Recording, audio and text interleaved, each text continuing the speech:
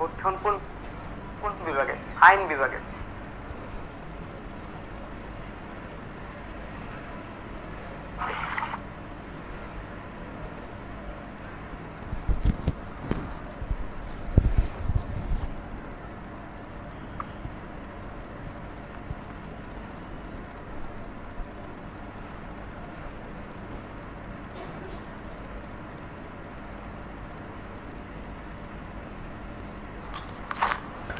আচ্ছা, আমাকে অন্ধকার দেখাচ্ছে না, লাইট হচ্ছে আমাদের নতুন স্টুডিও তো এই জন্য হচ্ছে লাইট খুব বাজে অবস্থা, তো লাইটিংটা ঠিক করতে হবে, এটা আমি বুঝতেছি আসলে। আমাকে কি একদম বেশি কালো দেখা যাচ্ছে? এই যে আমার কথা শুনতেছে এখন, একটু বলো। হ্যাঁ আচ্ছা, হ্যাঁ অনেকদিন পরে ক্লাস নিতে আসলাম। হ্যাঁ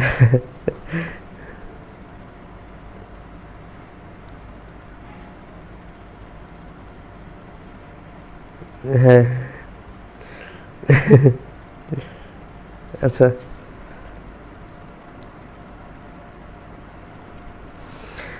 আচ্ছা, হ্যাঁ আজকে অনেক নতুন স্টুডেন্টদেরকে দেখবো, আর আমি আমার পুরান স্টুডেন্টদেরকে খুঁজবো। যে ফারুক, ফারুককে পাইতেছি, যে তাজমিন, হ্যাঁ তাইফ আহমেদ। আচ্ছা, আমার মনে হয় খুব বেশি লাগতেছে আজকে, মনে হয় আমাকে খুব বেশি কালো দেখাচ্ছে না, আমি কিন্তু এত কালো না বুঝছো। হ্যাঁ নাহিদা, ভালো আছি। আচ্ছা হ্যাঁ তাজমিম, অনেকদিন পরে। আচ্ছা হ্যাঁ পিডিএফ দিয়ে দিব। হ্যাঁ সোয়ারা বলছে পিডিএফ এর কথা, হ্যাঁ পিডিএফ দিয়ে দিব আজকে ক্লাসে। আমাদের হচ্ছে নতুন স্টুডিওতে লাইটটা একটু কম হয়ে গেছে, উপরে হচ্ছে আগে 3টা লাইট ছিল, এই লাইটগুলো হচ্ছে এখন অ্যাড করতে হবে আর কি নতুন করে।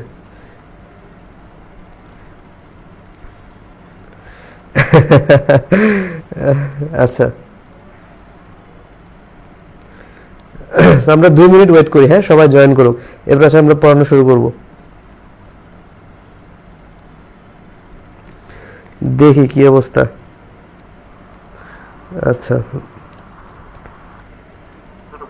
ফারুক, ফারুককে পাই।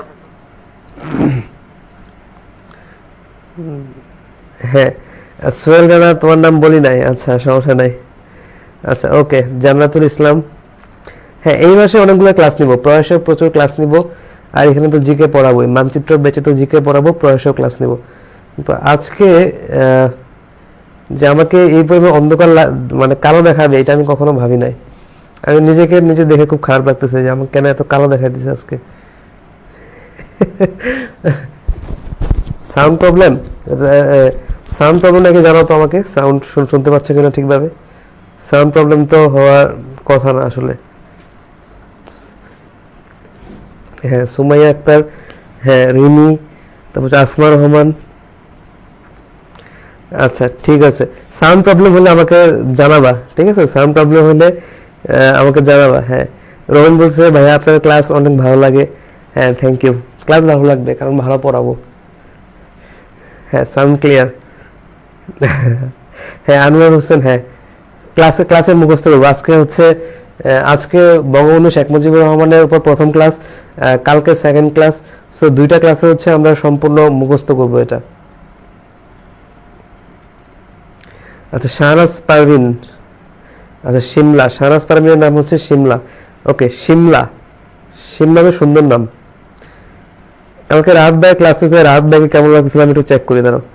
রাহাত ভাইকে তো কালো লাগতেছিল, আরে সবারই কালো লাগতেছে, আমি বুঝলাম না। লাইটিং এর সমস্যা আসলে, এটা ঠিক করতে হবে। নতুন স্টুডিও হলে এই ঝামেলাটা হয়, হঠাৎ করে চেঞ্জ করলে সবকিছু চেঞ্জ হয়ে যায়। হ্যাঁ জিকের জন্য হচ্ছে মেডি জিকেটা ভালো, জয়কলির যে মেডি জিকেটা আছে সেই বইটা ভালো, এটা নিতে পারো। কারণ যেহেতু এটা শুধুমাত্র মেডিকেলের জন্য স্পেশালাইজ করে বানানো, সো জিকে এর জন্য ওই বইটা ভালো আর কি। হ্যাঁ গতবার সামিয়া, আজকে প্রথম ক্লাস তো একটু বলি। গতবার হচ্ছে আমাদের লেকচার পিডিএফ থেকে হচ্ছে কমন ছিল 10টা থেকে 10টা কমন ছিল। আমি তোমাদেরকে 3টা ফ্রি ক্লাস দিয়েছিলাম, মানে ইউটিউবে 3টা ফ্রি ক্লাস ছিল জিকের উপর। সেখান থেকে 8টা কমন ছিল, আর প্রাচীন বাংলার ইতিহাস যেটা পেট বেচে পড়েছিলাম সেখান থেকে 2টা কমন ছিল। সো এইবারও কমন আসবে, সমস্যা নেই, টেনশন করার দরকার নেই। ডিসেম্বরে সিলেবাস শেষ হবে, ডিসেম্বরের 10 তারিখের ভিতরে সিলেবাস শেষ হবে, চিন্তা করার কারণ নাই। আচ্ছা, ওই যে ওর নাম বলি না, রিমি, ঠিক আছে, হ্যাঁ রিমি, তোমার নাম বলে দিলাম, রিমি। হ্যাঁ, লাইটিং এর প্রবলেম এখনো। হ্যাঁ, রেটিনার বইটা ভালো, তাহসিন, রেটিনার বইটা ভালো, ঠিক আছে, রেটিনার বইটা তুমি পড়তে পারবে, সমস্যা নেই, রেটিনার বইটাও ভালো। আচ্ছা ঠিক আছে, ইসরাত জান বলতে ভাইয়া আজকে ফার্স্ট টাইম আপনার ক্লাস করতেছি। ঠিক আছে ইসরাত, ক্লাস করো, ক্লাস ভালো লাগবে ইনশাল্লাহ, আশা করি। আচ্ছা, তারপরে দেখি, আর কাছে প্রথম ক্লাস তো একটু পড়ি, সবার কমেন্ট পড়ি, দেখি কে কে আসো আমার সাথে। আচ্ছা হ্যাঁ, MP3 আর রিটেন রেজিস্ট পড়লে হবে কিনা? হ্যাঁ হবে, MP3 আর রিটেন রেজিস্ট পড়লে হবে। MP3 তে অনেক ইনফরমেশন দেওয়া আছে, সো ওইটা পড়লে হবে। বাট সব থেকে বেশি গুরুত্বপূর্ণ যে জিনিস সেটা হচ্ছে তুমি কি পরিমাণ প্রশ্ন সলভ করতেছো। আগের বছরে মেডিকেলের প্রশ্ন, ডেন্টালের প্রশ্ন, BCS এর প্রশ্ন, তারপর হচ্ছে বিভিন্ন ভার্সিটিতে আসা প্রশ্ন, এগুলো যদি সলভ করো তাহলে সেগুলো থেকে আসবে আর কি, বুঝছো? ওগুলো হচ্ছে সব থেকে বেশি গুরুত্বপূর্ণ। পড়ার থেকে প্রশ্ন সলভ করা হচ্ছে সবথেকে বেশি গুরুত্বপূর্ণ। ইংলিশে তুমি যত বেশি প্র্যাকটিস করবা তত তুমি দেখবা যে মানে তোমার ভালো করার সম্ভাবনা তত বাড়বে। কারণ অনেক প্রশ্ন আছে যেগুলো আগের বছরের BCS এর প্রশ্ন, আগের বছরের DU এর প্রশ্ন, আগের বছরের ম্যাথ এবং ড্যাটের প্রশ্ন, এগুলো থেকে দিয়ে দেয়। আমরা তোমাদেরকে যেখান থেকে প্র্যাকটিস করাই, ইংলিশ যেগুলো থেকে প্র্যাকটিস করানো হয় সবগুলো হচ্ছে মেডিকেলের প্রশ্ন, আগের বছরের ডেন্টালের প্রশ্ন, ঠিক আছে, এদের প্রশ্ন, ঠিক আছে। তাহলে ওগুলা হচ্ছে তুমি প্র্যাকটিস করবা, প্র্যাকটিস করলে মোটামুটি হয়ে যাবে। আচ্ছা আচ্ছা, দেখি সবার কমেন্ট একটু পড়ি। আজকে প্রথম দিন ক্লাস তো, হ্যাঁ আজকে পড়াতে দার্শনিক ধর্ম ক্লাসটা হয়েছে, হ্যাঁ আলামিন সকালে ক্লাস হয়েছে, হ্যাঁ সকালে ক্লাস হয়েছে। মানে লাইন টু লাইন পড়তে হবে এরকম না, লাইন টু লাইন পড়তে হবে না, আমি তোমাদেরকে ইম্পর্টেন্ট জিনিসটা দেখা দিব। যে কোনো বই থেকে যে লাইনগুলো হচ্ছে বোল্ড করা। জিকে মাত্র 10 নাম্বার, বুঝছো, জিকে মাত্র 10 নাম্বার আমাদের। সো এই 10 নাম্বারের জন্য আমরা সবকিছু পড়বো না, এত কিছু পড়ার তো সময় নাই, বুঝো নাই? সো আমাকে কি করতে হবে, আমাকে হচ্ছে যেগুলো গুরুত্বপূর্ণ, যেগুলো বোল্ড করে দেওয়া আছে সেগুলো পড়তে হবে। যেগুলো গুরুত্বপূর্ণ না, যেগুলো বোল্ড করে দেওয়া নাই বা অনেক ইনফরমেশন মনে রাখা কঠিন, সেগুলো কখনোই আসবে না পরীক্ষায়। শুধুমাত্র একদম কমন যে প্রশ্নগুলো আছে জিকের ক্ষেত্রে সেখান থেকে প্রশ্ন আসে।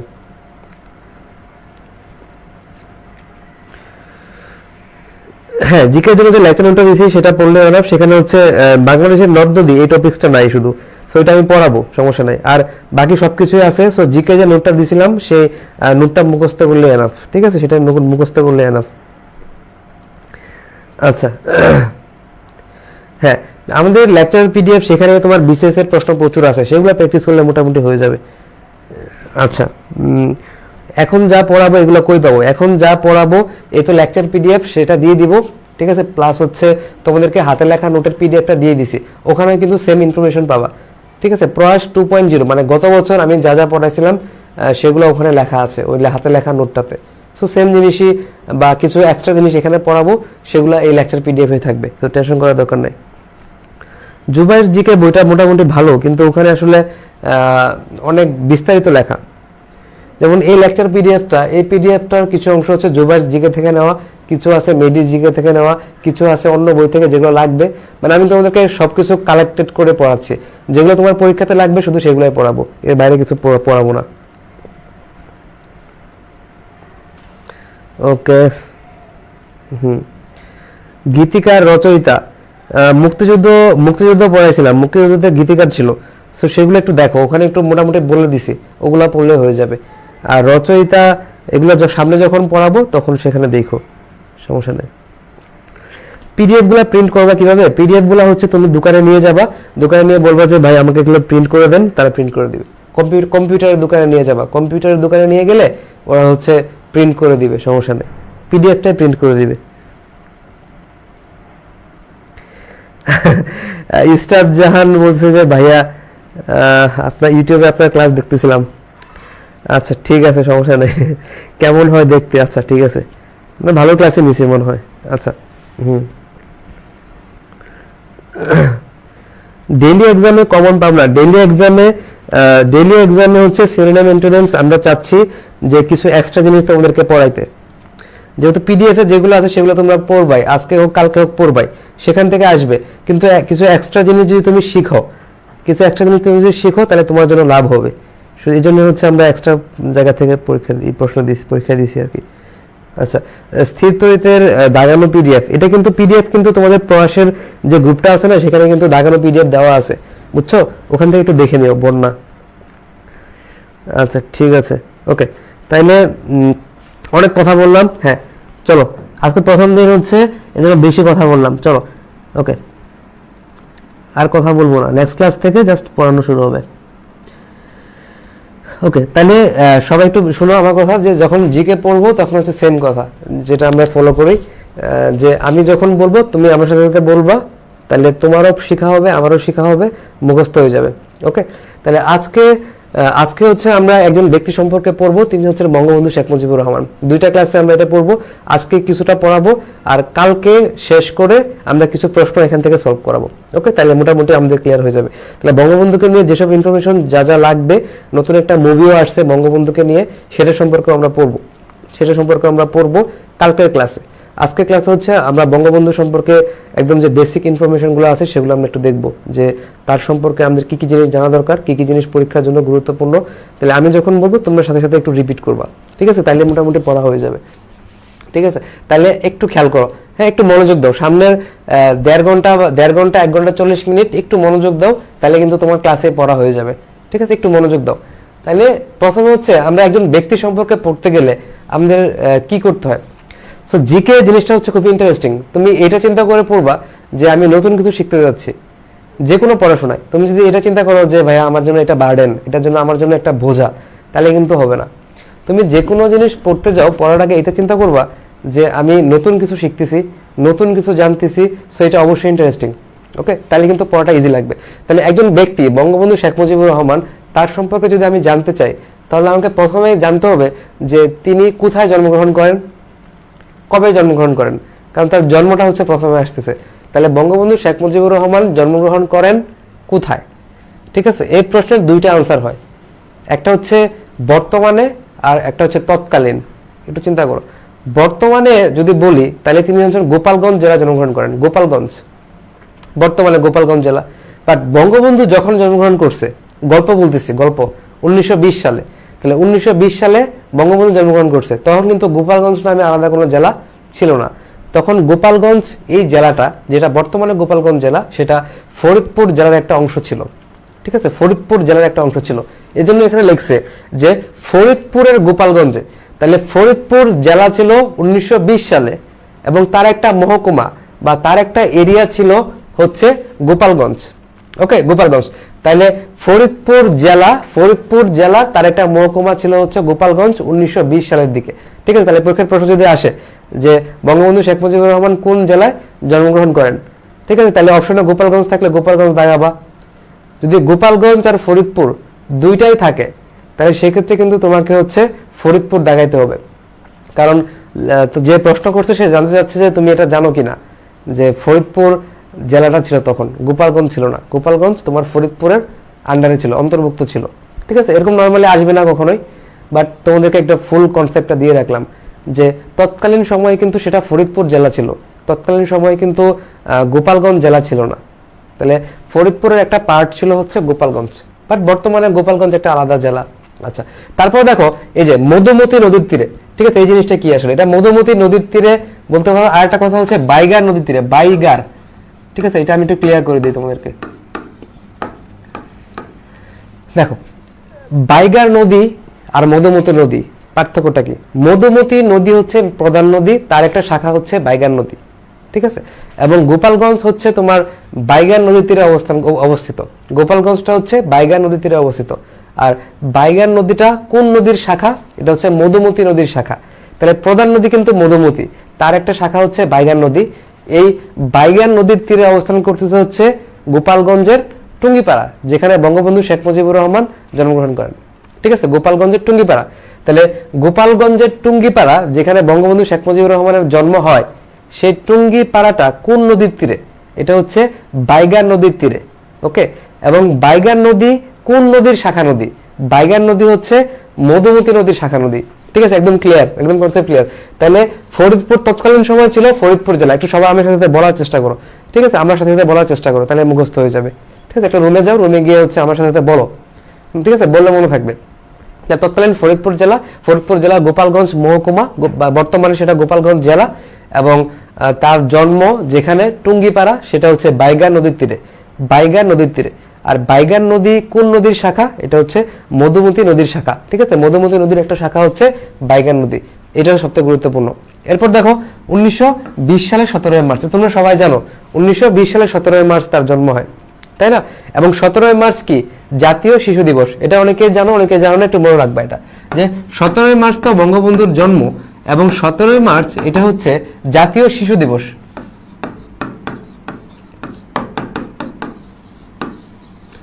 জাতীয় শিশু দিবস, ঠিক আছে, তাহলে 17 মার্চ হচ্ছে জাতীয় শিশু দিবস। এবং 17 মার্চ জাতীয় শিশু দিবস এটা করার জন্য কে প্রস্তাবনা দিছে, মানে কে প্রস্তাব দিছে যে 17 মার্চকে জাতীয় শিশু দিবস হিসেবে ঘোষণা করা হোক? এটা হচ্ছে ডক্টর নীলিমা ইব্রাহিম। তোমাদেরকে মনে আছে আমি যখন মুক্তিযুদ্ধ পড়াচ্ছিলাম ফ্রি উইকে, তখন নীলিমা ইব্রাহিমের একটা উপন্যাসের নাম বলছিলাম, একটা প্রবন্ধের নাম বা উপন্যাস বা হচ্ছে প্রবন্ধের নাম বলছিলাম, সেটা হচ্ছে আমি বীরাঙ্গনা বলছি, ঠিক আছে, আমি বীরাঙ্গনা বলছি, সেটা হচ্ছে ডক্টর নীলিমা ইব্রাহিমের লেখা, আমি বীরাঙ্গনা বলছি, মোস্ট প্রবাবলি সেটা একটা প্রবন্ধ ছিল। তাহলে ডক্টর নীলিমা ইব্রাহিমের একটা প্রবন্ধ ছিল, সেটা হচ্ছে আমি বীরাঙ্গনা বলছি, একটা বই ছিল। তাহলে সেই বইটার লেখক তিনি ছিলেন ডক্টর নীলিমা ইব্রাহিম, এবং তিনি 17 মার্চকে জাতীয় শিশু দিবস হিসেবে পালন করার জন্য একটা প্রস্তাব দেন। ওকে, তাহলে এখানে খুব জিনিসটা খুবই সহজ। তাহলে বঙ্গবন্ধু শেখ মুজিবুর রহমান জন্মগ্রহণ করেন কবে? এটা পরীক্ষায় প্রশ্ন আসতে পারে, 1920 সালের 17 মার্চ। ওকে, এটা পরীক্ষায় প্রশ্ন আসতে পারে। তারপর 17 মার্চ কি জাতীয় শিশু দিবস, তাহলে কবে জাতীয় শিশু দিবস? এটা পরীক্ষায় আসতে পারে 17 মার্চ, ঠিক আছে। তাহলে শিশু দিবস পালন করার জন্য যে প্রস্তাবনাটা ছিল, সে প্রস্তাবনাটা উত্থাপন করেন কে? সেটা হচ্ছে ডক্টর নীলিমা ইব্রাহিম, ঠিক আছে। তাহলে যে প্রস্তাবনা যে আজকের দিনটাকে 17 মার্চটাকে জাতীয় শিশু দিবস হিসেবে ঘোষণা করা হবে, এটার উত্থাপককে? এটা হচ্ছে ডক্টর নীলিমা ইব্রাহিম। ওকে, তারপরে আসো যে বঙ্গবন্ধু শেখ মুজিবুর রহমানের পিতার নাম কি? পিতার নাম হচ্ছে শেখ লুৎফর রহমান, ঠিক আছে, আর মায়ের নাম হচ্ছে সায়রা খাতুন। একটু মনে রাখবা, ঠিক আছে, এটা তোমরা কিন্তু পড়ছো ছোটবেলায়, তাই না, যে বঙ্গবন্ধুর পিতার নাম হচ্ছে শেখ লুৎফর রহমান। কি? শেখ লুৎফর রহমান, এবং মাতার নাম হচ্ছে সায়রা খাতুন। আর বঙ্গবন্ধুর স্ত্রীর নাম হচ্ছে কি? শেখ ফজিলাতুন্নেসা মুজিব, তাই না, শেখ ফজিলাতুন্নেসা মুজিব। এটা ছিল কে? উনি ছিলেন বঙ্গবন্ধু শেখ মুজিবুর রহমানের স্ত্রী, ঠিক আছে, শেখ ফজিলাতুন্নেসা মুজিব। এবং শেখ ফজিলাতুন্নেসা মুজিব তার ডাকনাম ছিল হচ্ছে রেনু, ঠিক আছে, রেনু। তাহলে বঙ্গবন্ধু শেখ মুজিবুর রহমান তার স্ত্রী শেখ ফজিলাতুন্নেসা মুজিব, ঠিক আছে, তার ওয়াইফ, তার ডাকনাম ছিল হচ্ছে রেনু, ঠিক আছে। এবং তুমি একটু দেখো, বঙ্গবন্ধুর স্ত্রী শেখ ফজিলাতুন্নেসা মুজিব, তার ডাকনাম ছিল হচ্ছে রেনু, ঠিক আছে, রেনু। এবং বঙ্গবন্ধু শেখ মুজিবুর রহমান তার ডাকনাম কি ছিল? খোকা, তাই না, বঙ্গবন্ধু শেখ মুজিবুর রহমানের ডাকনাম ছিল হচ্ছে খোকা, ঠিক আছে, খোকা। তাহলে বঙ্গবন্ধু শেখ মুজিবুর রহমানের ডাকনাম কি ছিল? খোকা, তাই না, খোকা ছিল তার ডাকনাম। এবং তার গ্রামের মানুষজন, ঠিক আছে, টুঙ্গিপাড়া যে গ্রামে তিনি জন্মগ্রহণ করেন, সেই জায়গায় বঙ্গবন্ধু শেখ মুজিবুর রহমানকে এলাকার লোকজন মিয়া ভাই বলে ডাকতো, মিয়া ভাই, ঠিক আছে, মিয়া ভাই বলে ডাকতো। এটা একটু মনে রাখো যে তার এলাকার লোকজন বঙ্গবন্ধু শেখ মুজিবুর রহমানকে কি নামে ডাকতেন? মিয়া ভাই নামে ডাকতেন, ঠিক আছে। এবং বাংলাদেশ স্বাধীন করার পিছনে বঙ্গবন্ধু শেখ মুজিবুর রহমানের অবদান কিন্তু সব থেকে বেশি, এজন্য তাকে জাতির জনক বলা হয়, তাই না। আমাদের দেশটা যে স্বাধীন হয়েছে তার জন্য কিন্তু যে জাতীয় নেতা যারা ছিলেন সবাই কিন্তু অবদান রাখছেন। তাজউদ্দিন আহমেদ, সৈয়দ নজরুল ইসলাম, তারপর হচ্ছে কামরুজ্জামান, ঠিক আছে, মনসুর আলী, সবাই অবদান রাখছে। তার ভিতরে বঙ্গবন্ধু শেখ মুজিবুর রহমান ছিলেন প্রধান দায়িত্বে, ঠিক আছে, এজন্য তাকে জাতির জনক বলা হয়, এজন্য তাকে বঙ্গবন্ধু বলা হয়, ঠিক আছে, বাংলার বন্ধু বলা হয়। আচ্ছা, তাহলে এখান থেকে আমরা কি কি জিনিস শিখলাম একটু দেখো, একদম মুখস্থ হয়ে যাবে, ঠিক আছে, একদম মুখস্থ হয়ে যাবে। সবার কাছে একটু বলো, তাহলে একদম মুখস্থ হয়ে যাবে। হ্যাঁ, একটু বলার চেষ্টা করো, তাহলে একদম মুখস্থ হয়ে যাবে।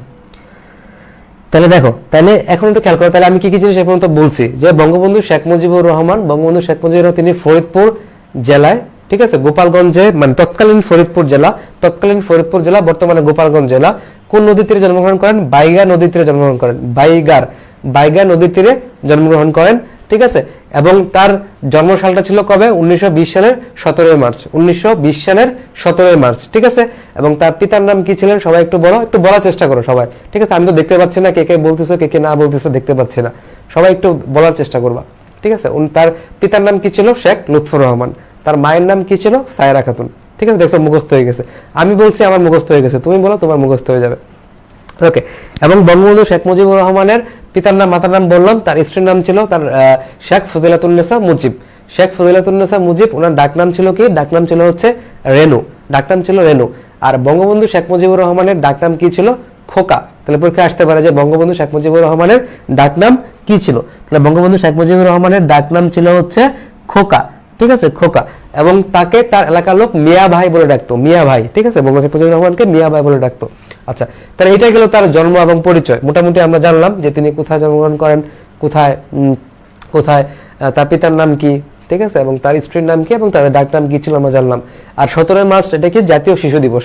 তাহলে বঙ্গবন্ধুর জন্ম যেই দিনে, ওই দিনটাকে জাতীয় শিশু দিবস হিসেবে ঘোষণা করা হয়। এবং এই প্রস্তাবটা উত্থাপন করেন কে? ডক্টর নীলিমা ইব্রাহিম, তাই না? ডক্টর নীলিমা ইব্রাহিম। আমি বীরাঙ্গনা বলছি, সেটা কার লেখা আসলে? আমি বীরাঙ্গনা বলছি, এটা কার লেখা? আমি বীরাঙ্গনা বলছি, এটা হচ্ছে ডক্টর নীলিমা ইব্রাহিমের লেখা, ঠিক আছে। ডক্টর নীলিমা ইব্রাহিমের লেখা, আমি বীরাঙ্গনা বলছি। আচ্ছা, তারপরে আসো শিক্ষা জীবন। তাহলে তুমি চিন্তা করো তার শিক্ষা জীবন। তাহলে প্রথমে তুমি প্রাথমিক স্কুল দেখবা, তারপরে মাধ্যমিক স্কুল দেখবা, তারপরে তোমার ভার্সিটি বা বিশ্ববিদ্যালয় লাইফ দেখবা। এটা হচ্ছে কি? শিক্ষা জীবন। তাহলে বঙ্গবন্ধু শেখ মুজিবুর রহমানের শিক্ষা জীবন মানে প্রাথমিক স্কুল কোথায় ছিল? এটা হচ্ছে গোপালগঞ্জের ঘিমাডাঙ্গা প্রাথমিক স্কুল, ঘিমাডাঙ্গা, ঠিক আছে, ঘিমাডাঙ্গা প্রাথমিক স্কুল। তাহলে বঙ্গবন্ধু শেখ মুজিবুর রহমানের তোমার হচ্ছে প্রাইমারি স্কুল কই ছিল? ঘিমাডাঙ্গা প্রাথমিক স্কুলে, ঠিক আছে, ঘিমাডাঙ্গা প্রাথমিক স্কুলে। এবং তারপরে তিনি কোথায় হাই স্কুলে পড়াশোনা করেন? ঠিক আছে, মাদারীপুরের ইসলামিয়া হাই স্কুলে। এটা একটু রিডিং পড়বা, হ্যাঁ, এটা একটু মুখস্থ করার দরকার নাই, একটু জাস্ট রিডিং পড়বা। বাট প্রাইমারি স্কুলের নামটা একটু মুখস্থ করবা। এটা হচ্ছে কি? ঘিমাডাঙ্গা প্রাথমিক স্কুল, ঠিক আছে, ঘিমাডাঙ্গা প্রাথমিক স্কুল। তাহলে বঙ্গবন্ধু শেখ মুজিবুর রহমান তার প্রাইমারি স্কুল মানে প্রাথমিক শিক্ষা যেখানে নিছেন সেটা হচ্ছে কি? ঘিমাডাঙ্গা প্রাথমিক স্কুল, ঘিমাডাঙ্গা প্রাথমিক স্কুল। আর মাধ্যমিক শিক্ষা কোথায় নিছেন? এটা হচ্ছে মাদারীপুরের ইসলামিয়া হাই স্কুল, ঠিক আছে, মাধ্যমিক শিক্ষা মানে ক্লাস 6 এর পর। এরপর তিনি চলে যান কোথায়? কলকাতার ইসলামিয়া কলেজে। এটা কিন্তু পরীক্ষাতে আসে যে কলকাতার ইসলামিয়া কলেজে হচ্ছে বঙ্গবন্ধু শেখ মুজিবুর রহমান তার শিক্ষা জীবনের একটা অংশ সেখানে তিনি পার করছেন, কলকাতার ইসলামিয়া কলেজে, ঠিক আছে। তাহলে স্কুল তিনি পার করলেন ঘিমাডাঙ্গা প্রাথমিক স্কুল থেকে, ঘিমাডাঙ্গা প্রাথমিক স্কুল। তারপর তিনি হচ্ছে হাই স্কুল পাশ করলেন হচ্ছে মাদারীপুরের ইসলামিয়া হাই স্কুল থেকে, ঠিক আছে। মাধ্যমিক পাশ করলেন মাদারীপুরের ইসলামিয়া হাই স্কুল থেকে। এরপর তিনি ভর্তি হন কোথায়? কলকাতার ইসলামিয়া কলেজে, ঠিক আছে, কলকাতার ইসলামিয়া কলেজে গিয়ে পরবর্তী তিনি ভর্তি হন, ঠিক আছে। আচ্ছা, এবং তিনি কলকাতায় যখন যান, কলকাতার ইসলামিয়া কলেজে তিনি যখন ভর্তি হন, তিনি তখন কোথায় থাকতেন? একটা হোস্টেলে থাকতেন ওখানে, সেটা হচ্ছে বেকার হোস্টেল। নামটা একটু খেয়াল করো, বেকার হোস্টেল, ঠিক আছে, বেকার। কেউ মনে করিও না এই বেকার ওই বেকার, যে নর্মালি আমরা তাদেরকে বেকার বলি ওরকম বেকার না, ঠিক আছে, জাস্ট নাম আর কি, বেকার হোস্টেল নাম। তাহলে তিনি সেখানে বেকার হোস্টেলে থাকতেন, বেকার হোস্টেল, ঠিক আছে, বেকার হোস্টেল। তাহলে বেকার হোস্টেলে তিনি কত নম্বর রুমে থাকতেন? 24 নম্বর রুমে থাকতেন। এটা কিন্তু পরীক্ষাতে আসে এবং বিশেষ পরীক্ষাতে অনেকবার আসছে এবং এটা খুবই গুরুত্বপূর্ণ প্রশ্ন যে বঙ্গবন্ধু বেকার হোস্টেলে কত নম্বর রুমে থাকতেন? 24 নম্বর রুমে থাকতেন, ঠিক আছে, 24 নম্বর রুমে থাকতেন। এবং বঙ্গবন্ধুর এই স্মৃতি রক্ষার জন্য যে বঙ্গবন্ধু ওই রুমে যে থাকতেন, এই স্মৃতিকে সম্মান দিয়ে, এই স্মৃতিকে শ্রদ্ধা জানায়া তারা হচ্ছে তোমার বেকার হোস্টেলের 23 নম্বর যে কক্ষটা আছে, 23 নম্বর মানে বঙ্গবন্ধু যে 24 নম্বর কক্ষে থাকতেন তার আগের কক্ষটা মানে 23 নম্বর কক্ষ, ঠিক আছে। তাহলে 23 নম্বর কক্ষে তারা গ্রন্থাগার বানাইছে, ঠিক আছে, 23 নম্বর কক্ষ কি বানাইছে? গ্রন্থাগার বানাইছে। আর 24 নম্বর রুমে কি বানাইছে? মিউজিয়াম বানাইছে, ঠিক আছে, মিউজিয়াম বানাইছে। তাহলে বঙ্গবন্ধু থাকতেন কোথায়? বঙ্গবন্ধু থাকতেন হচ্ছে বেকার হোস্টেলে, বঙ্গবন্ধু থাকতেন হচ্ছে বেকার হোস্টেলে, বেকার হোস্টেলে থাকতেন যেহেতু তিনি কলকাতায় ছিলেন এবং কলকাতায় তোমার হচ্ছে যারা মুসলিম ছাত্র আসে কলকাতায় পড়তে তাদেরকে বেকার হোস্টেলে থাকার জন্য হচ্ছে সিট বরাদ্দ দেওয়া হয়, ঠিক আছে। তাহলে সেই বেকার হোস্টেলের 23 নম্বর কক্ষে, 23 নম্বর কক্ষ যেটা ছিল মানে বঙ্গবন্ধু 24 নম্বর কক্ষে থাকতেন তার আগের কক্ষটা 23 নম্বর কক্ষ, সেটাকে বানানো হয়েছে গ্রন্থাগার। আর 24 নম্বর কক্ষ যেটা ছিল সেটাকে বানানো হয়েছে মিউজিয়াম, এটাকে বানানো হয়েছে মিউজিয়াম, ঠিক আছে। এবং বঙ্গবন্ধু এই যে ইসলামিয়া কলেজটা সেখান থেকে বিএ পাশ করেন, বিএ ব্যাচেলর অফ আর্টস, তাই না, বিএ, বর্তমানে এটাকে অনার্স বলে যেটা আমরা, সেটা বিএ ব্যাচেলর অফ আর্টস তিনি পাশ করেন, ঠিক আছে, সাবজেক্টটাকে একটু খেয়াল করো যে ইতিহাস এবং রাষ্ট্রবিজ্ঞান, ঠিক আছে, একটু খেয়াল করো এই জিনিসটা, ইতিহাস এবং হচ্ছে রাষ্ট্রবিজ্ঞান, এখানে একটু প্যাচ লাগতে পারে। যেমন তুমি চিন্তা করো, প্রথমে তিনি কলকাতায় গেলেন, কলকাতা যে ইসলামিয়া কলেজটা ছিল সেখান থেকে তিনি বিএ পাশ করেন, ব্যাচেলর অফ আর্টস, কোন সাবজেক্টে? এটা পরীক্ষার প্রশ্ন। সেটা হচ্ছে ইতিহাস ও রাষ্ট্রবিজ্ঞান। প্রথমে বিএ করছে, মানে বিএ মানে ব্যাচেলর অফ আর্টস করছে। তার পরবর্তীতে তিনি ঢাকা বিশ্ববিদ্যালয় থেকে আইন বিভাগে ভর্তি হন, আইন বিভাগে, ঠিক আছে, আইন বিভাগে ভর্তি হন। তার প্রথমে তিনি ইসলামিয়া কলেজ থেকে বিএ পাশ করেন, কোন সাবজেক্টে? ইতিহাস এবং রাষ্ট্রবিজ্ঞান। পরবর্তীতে তিনি ঢাকা বিশ্ববিদ্যালয়ে ভর্তি হন, কলকাতা থেকে এসে পরবর্তীতে তিনি ঢাকা বিশ্ববিদ্যালয়ে ভর্তি হন, সেটা কোন সাবজেক্টে? সেটা হচ্ছে আইন বিভাগে, আইন বিভাগে ভর্তি হন। এবং ঢাকা বিশ্ববিদ্যালয়ে তিনি কোন হলের ছাত্র ছিলেন?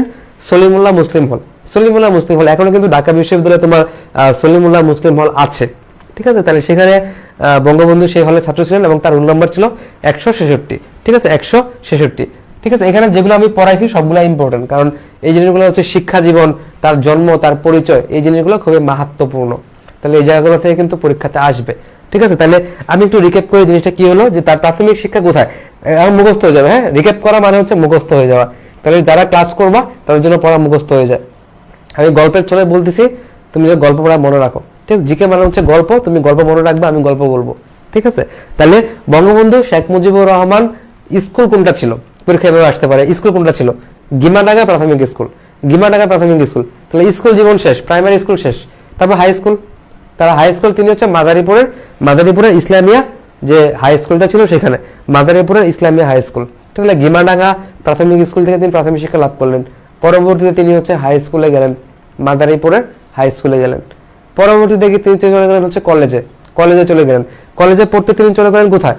কলকাতায়, ঠিক আছে, কলকাতার ইসলামিয়া কলেজে চলে গেলেন। পরবর্তীতে কলকাতার ইসলামিয়া কলেজে, ঠিক আছে, ইসলামিয়া কলেজে চলে গেলেন এবং সেখানে তিনি থাকতেন কোথায়? তিনি থাকতেন হচ্ছে 24 নম্বর বেকার হোস্টেল, বেকার হোস্টেলের 24 নম্বর কক্ষ। পরবর্তীতে বঙ্গবন্ধু তো অনেক বড় নেতা হয়ে যান, জাতির জনক হয়ে যান। তাহলে তার সম্মানার্থে আমরা 23 নম্বর কক্ষকে আমরা হচ্ছে গ্রন্থাগার এবং 24 নম্বর যে কক্ষটা ছিল সেটাকে আমরা মিউজিয়াম বা হচ্ছে জাদুঘরে আমরা হচ্ছে রূপান্তর করে দিই পরবর্তীতে। ওকে। এবং বঙ্গবন্ধু শেখ মুজিবুর রহমান তিনি ইসলামিয়া কলেজ কলকাতা, সেখান থেকে বিএ পাশ করেন। বিএ পাশ করেন কোন সাবজেক্টে? ইতিহাস এবং হচ্ছে রাষ্ট্রবিজ্ঞান, ইতিহাস এবং হচ্ছে রাষ্ট্রবিজ্ঞান, ইতিহাস এবং রাষ্ট্রবিজ্ঞান থেকে বিএ পাশ করেন। এবং বিএ পাশ করার পর পরবর্তীতে তিনি কোথায় ভর্তি হন? প্রশ্ন হচ্ছে এটা। তিনি ভর্তি হন ঢাকা বিশ্ববিদ্যালয়ে, ঢাকা বিশ্ববিদ্যালয়ে ভর্তি হন।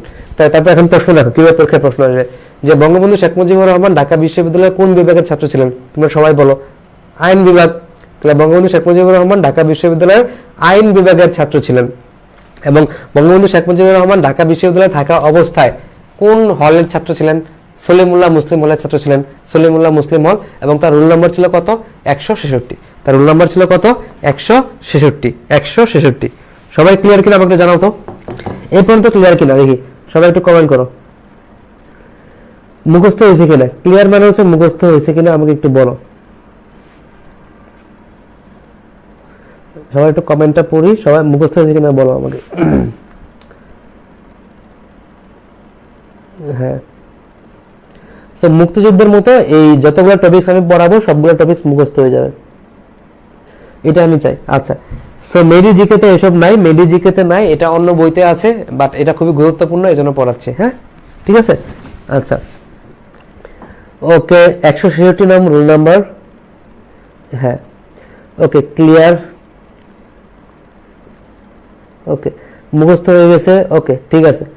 ওকে ওকে ওকে, তাহলে সামিয়া নাজনীন দোলা, ঠিক আছে, মুখস্থ হয়ে গেছে। ওকে, ঠিক আছে। তাহলে তানভীর শাফি, হামিদা আক্তার, আফরোজা আখি, ঠিক আছে। চলো তারপর আমরা নেক্সট লাইনে চলে যাই, ঠিক আছে। তাহলে এখান থেকে এই জিনিসটা একবার ক্লিয়ার করে আমি নেক্সট লাইনে চলে যাই। তাহলে বঙ্গবন্ধু শেখ মুজিবুর রহমান তৎকালীন কোন জেলায় জন্মগ্রহণ করেন? ফরিদপুর জেলায়। সেটা ছিল ফরিদপুর জেলায় তৎকালীন, বর্তমানে সেটা গোপালগঞ্জ জেলা, সেখানে জন্মগ্রহণ করেন। এবং তার 1920 সালের 17 মার্চ তিনি জন্মগ্রহণ করেন। 17 মার্চ জাতীয় শিশু দিবস। 17 মার্চকে জাতীয় শিশু দিবস হিসাবে ঘোষণা দেওয়ার জন্য কে প্রস্তাব রাখেন? ডক্টর নীলিমা ইব্রাহিম। এবং তার জন্ম ছিল টঙ্গিপাড়ায়, সেটা হচ্ছে বাইগান নদীর তীরে। বাইগান নদী কোন নদীর শাখা? মধুমতি নদীর শাখা, মধুমতি নদীর শাখা। এবং বঙ্গবন্ধুর স্ত্রীর নাম হচ্ছে শেখ ফজিলাতুন্নেসা মুজিব, তার পিতার নাম হচ্ছে শেখ লুৎফুর রহমান, মায়ের নাম হচ্ছে সায়রা খাতুন। আর শেখ ফজিলাতুন্নেসা মুজিবের ডাকনাম ছিল হচ্ছে রেনু। বঙ্গবন্ধু শেখ মুজিবুর রহমানের ডাকনাম ছিল হচ্ছে খোকা, এবং তাকে তার এলাকার লোক ডাকতো মিয়াবাই নামে, মিয়াবাই নামে। এবং তিনি গিমাডাঙ্গা প্রাথমিক স্কুল থেকে প্রাথমিক শিক্ষা লাভ করেন, হাই স্কুল মাদারীপুরে ইসলামিয়া হাই স্কুল, সেখান থেকে হাই স্কুল পাশ করেন। তারপর কলকাতা ইসলামিয়া কলেজ থেকে বিএ পাশ করেন। বিএ পাশ করেন কোন সাবজেক্টে? ইতিহাস এবং হচ্ছে রাষ্ট্রবিজ্ঞান, ইতিহাস এবং রাষ্ট্রবিজ্ঞান। তারপর তিনি ভর্তি হন ঢাকা বিশ্ববিদ্যালয়ে। ঢাকা বিশ্ববিদ্যালয়ে তিনি কোন বিভাগের ছাত্র ছিলেন? আইন বিভাগের ছাত্র ছিলেন, আইন বিভাগের ছাত্র ছিলেন। আইন বিভাগে তিনি হলে থাকতেন, কোন হলে থাকতেন? সলিমুল্লাহ মুসলিম হল। তিনি মুসলিম ছিলেন, তিনি সলিমুল্লাহ মুসলিম হলে থাকতেন, ঠিক আছে।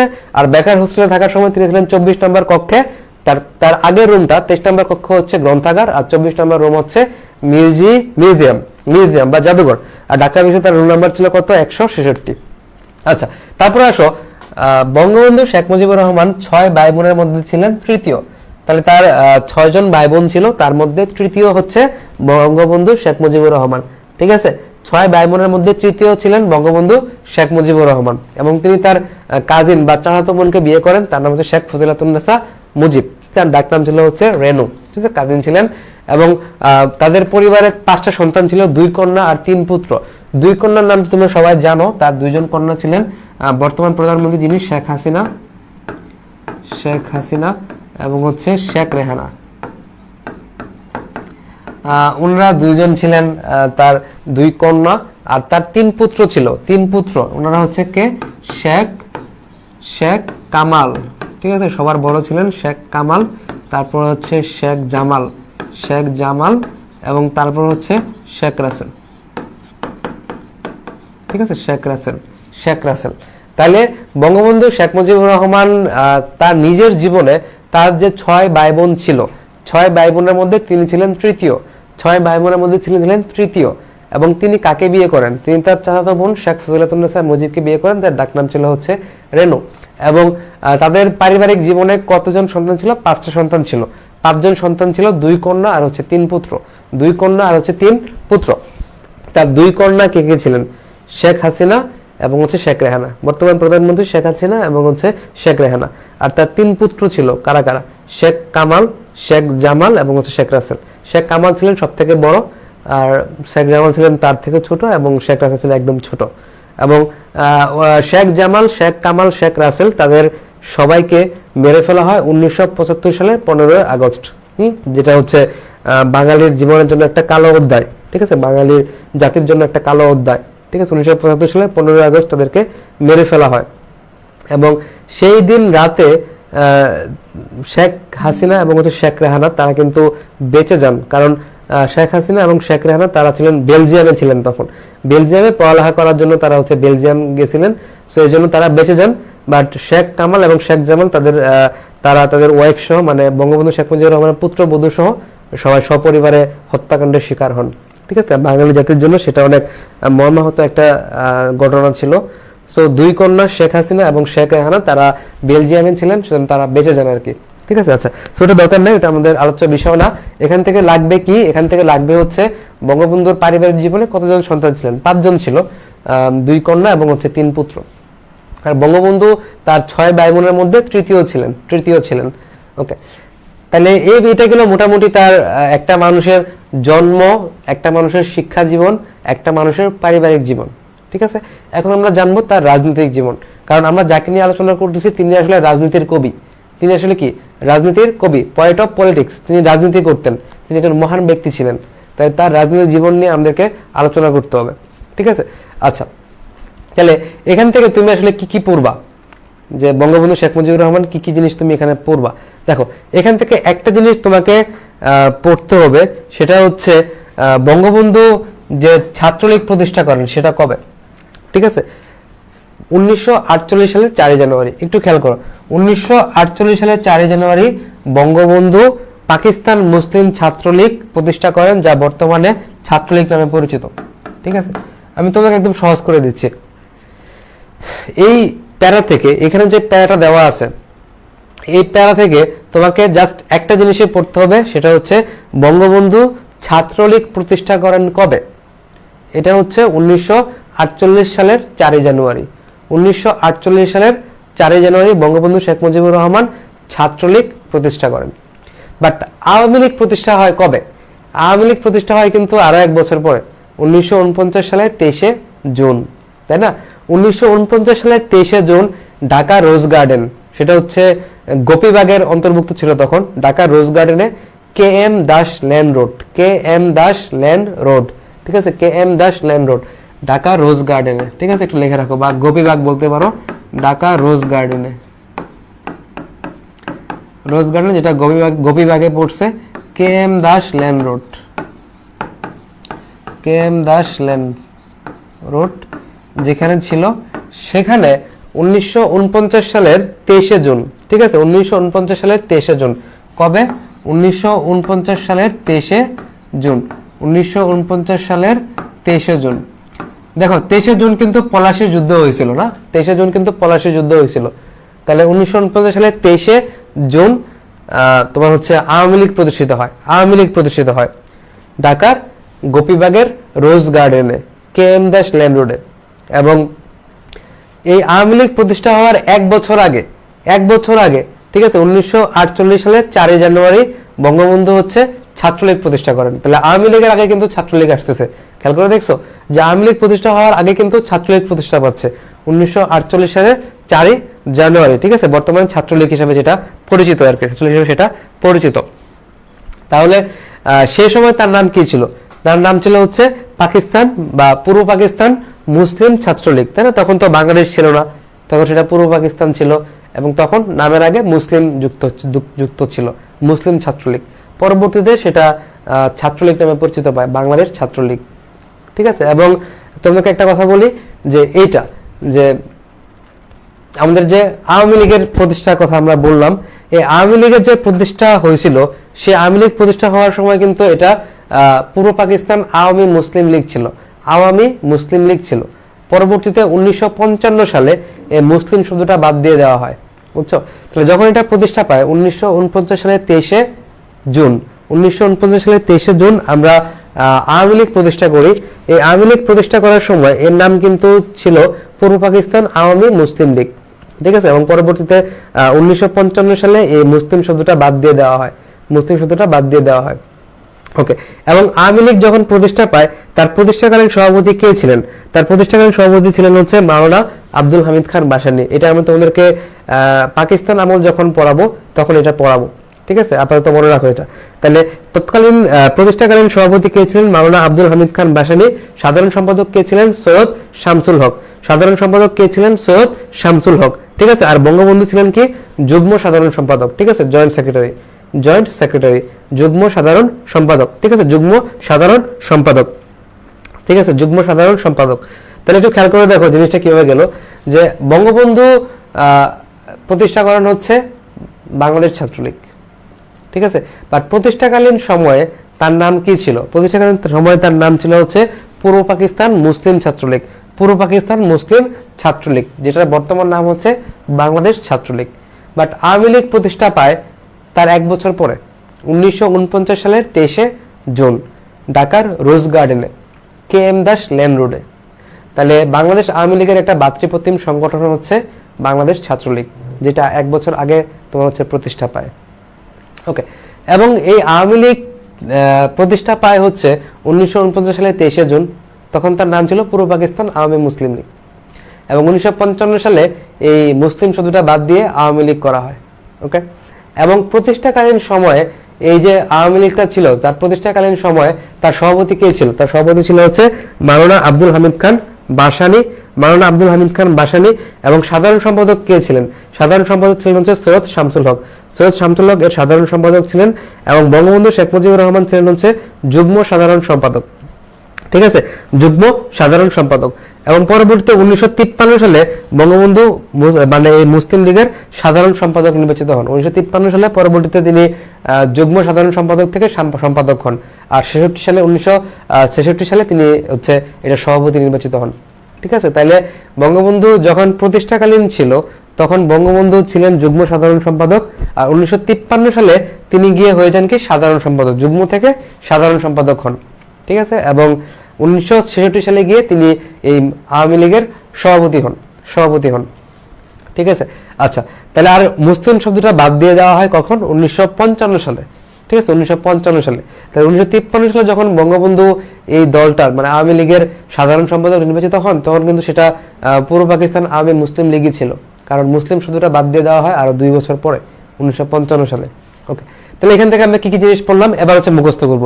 আমি তোমাকে বুঝাই ফেলছি এখান থেকে কি কি জিনিস আমরা পড়বো, বুঝাই ফেলছি। এখন আমরা একটু মুখস্থ করে ফেলি। হ্যাঁ, একটু মুখস্থ করে ফেলি। আমি যেসব জিনিস বলছি সব জিনিসই লাগবে, কারণ এগুলো হচ্ছে সব থেকে বেশি গুরুত্বপূর্ণ। ওকে, যখন আমরা বায়োলজি পড়ি তখন আমরা প্রথমে একটু তোমাদেরকে বুঝাই দেই, তারপর হচ্ছে বলি যে কোন কোন জিনিস অবশ্যই মনে রাখতে হবে। আর জিকের ক্ষেত্রে নিয়ম হচ্ছে আমি মুখ দিয়ে যা বের করবো এগুলো সবগুলো গুরুত্বপূর্ণ, সবগুলো মনে রাখতে হবে, এজন্য আমরা বারবার রিপিট করতেছি। ওকে, তাহলে এখানে দেখো, এখানে হচ্ছে বঙ্গবন্ধু শেখ মুজিবুর রহমান তার 6 ভাই বোনের মধ্যে ছিলেন হচ্ছে তৃতীয়। 6 ভাই বোন ছিলেন তার মধ্যে তিনি ছিলেন তৃতীয়। কততম ছিলেন? তৃতীয় ছিলেন। ঠিক আছে, এবং শেখ ফজিলাতুন্নেসা মুজিব এবং বঙ্গবন্ধু শেখ মুজিবুর রহমান তাদের পারিবারিক জীবনে কতজন সন্তান ছিলেন? 5 জন সন্তান ছিল। এবং কতজন কন্যা, কতজন পুত্র? 2 জন কন্যা ছিলেন, শেখ হাসিনা এবং হচ্ছে শেখ রেহানা, এবং তাদের 3 জন ছেলে ছিল, 3টা ছেলে ছিল, এবং তাদের নাম হচ্ছে শেখ কামাল, শেখ জামাল এবং হচ্ছে শেখ রাসেল। তো শেখ রাসেল। এবং বঙ্গবন্ধু বাংলাদেশ ছাত্রলীগ প্রতিষ্ঠা করেন কত তারিখে? এটা একটা প্রশ্ন, যে বঙ্গবন্ধু শেখ মুজিবুর রহমান বাংলাদেশ ছাত্রলীগ প্রতিষ্ঠা করেন কত তারিখে? 1948 সালের 4 জানুয়ারি। 1948 সালের 4 জানুয়ারি। আওয়ামী লীগ প্রতিষ্ঠা পায় কখন? 1949 সালের 23 জুন। ঠিক আছে, মুখস্থ হয়ে গেছে। আবার হচ্ছে মুসলিম লীগ, আওয়ামী মুসলিম লীগ থেকে মুসলিম শব্দটা বাদ দিয়ে দেওয়া হয় কত সালে? 1955 সালে। 1955 সালে। এবং বাংলাদেশ আওয়ামী লীগের প্রতিষ্ঠাকালীন সভাপতি কে ছিলেন? যখন প্রতিষ্ঠা পায় তখন সভাপতি কে ছিলেন? এটা হচ্ছে মাওলানা আব্দুল হামিদ খান বাসানী। এবং প্রতিষ্ঠাকালীন সাধারণ সম্পাদক কে ছিলেন? সৈয়দ শামসুল হক। এবং প্রতিষ্ঠাকালীন দলটাতে যুগ্ম সাধারণ সম্পাদক কে ছিলেন? সেটা হচ্ছে শেখ মুজিবুর রহমান। ঠিক আছে, শেখ মুজিবুর রহমান। এবং বাংলাদেশ আওয়ামী লীগের সাধারণ সম্পাদক শেখ মুজিবুর রহমান হন কত সালে? 1953 সালে। 1953 সালে। এবং বাংলাদেশ আওয়ামী লীগের সভাপতি হন বঙ্গবন্ধু শেখ মুজিবুর রহমান কবে? সেটা হচ্ছে 1966 সালে। 1966 সালে। ঠিক আছে, সবাই বলতো মুখস্থ হয়েছে কিনা? দেখে আমি সবার কমেন্ট পড়বো। মুখস্থ হয়ে যাওয়ার কথা, অনেক 2-3 বার রিপিট করছি। সবাই আমাকে বলো যে ভাইয়া মুখস্থ হয়েছে কিনা, কোনো প্রশ্ন আছে কিনা। দেখি সবার কমেন্ট পড়বো এখন। পড়ালাম, এখন সবার কমেন্ট পড়বো।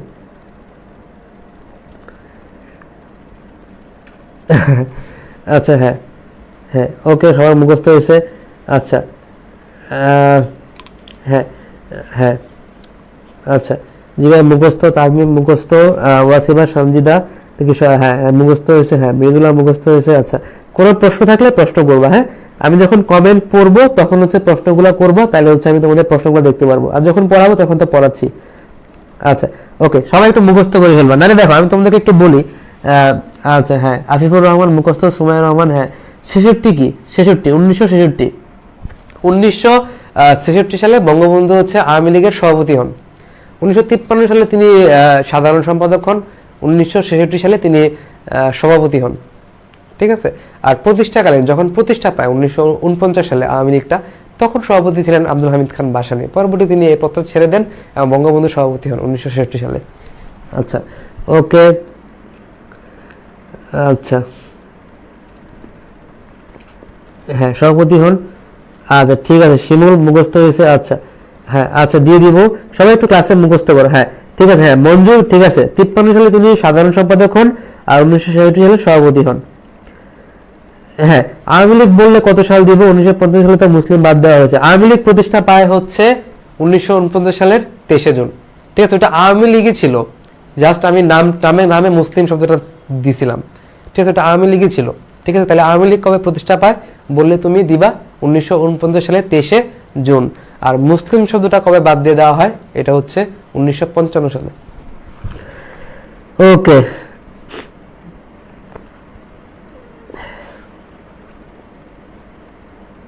হ্যাঁ, সোহেলেরা মুখস্থ হয়েছে। আচ্ছা, হ্যাঁ, 1950 সালে। আমি যা যা বলতেছি এগুলাই পড়ো। ঠিক আছে, এগুলাই মুখস্থ করো। আর সব থেকে বড় কথা হচ্ছে আরো অনেক ইনফরমেশন আছে, কে বড় কে ছোট, মানে কে কোথায় কি করেন, অনেক কিছু আছে, বাট সেগুলো লাগবে না। জিকে তুমি পড়ে তো শেষ করতে পারবে না, এটা একটা অতল গহ্বর। সো তোমার পরীক্ষার জন্য যতটুকু লাগবে, যতটুকু জানা দরকার, আমি তোমাদেরকে ততটুকুই জানাচ্ছি। ঠিক ঠিক আছে, তোমরা এতটুকুই জানো, এতটুকু থেকে পরীক্ষাতে আসবে। ঠিক, কারণ জেনারেল নলেজ, সাধারণ জ্ঞান তো আসলে কোনো শেষ নাই। ঠিক আছে, তুমি যতই পড়ো আরো পড়া বের হবে। সো এর থেকে সব থেকে ভালো হচ্ছে আমি যতটুকু পড়াচ্ছি ততটুকুই মনোযোগ দাও এবং সেখান থেকে পরীক্ষাতে আসবে। আচ্ছা, এবার আসো যুক্তফ্রন্টের নির্বাচন। তোমরা সবাই জানো যে 1954 সালে যুক্তফ্রন্টের একটা নির্বাচন হয়। ঠিক আছে, 1954 সালে যুক্তফ্রন্টের একটা নির্বাচন হয়। আচ্ছা, সবার কমেন্ট একটু দেখে নেই আমি, তাও কারো সমস্যা আছে দেখে নেই। তাহলে কারো সমস্যা থাকলে একটু কমেন্ট করো। হ্যাঁ,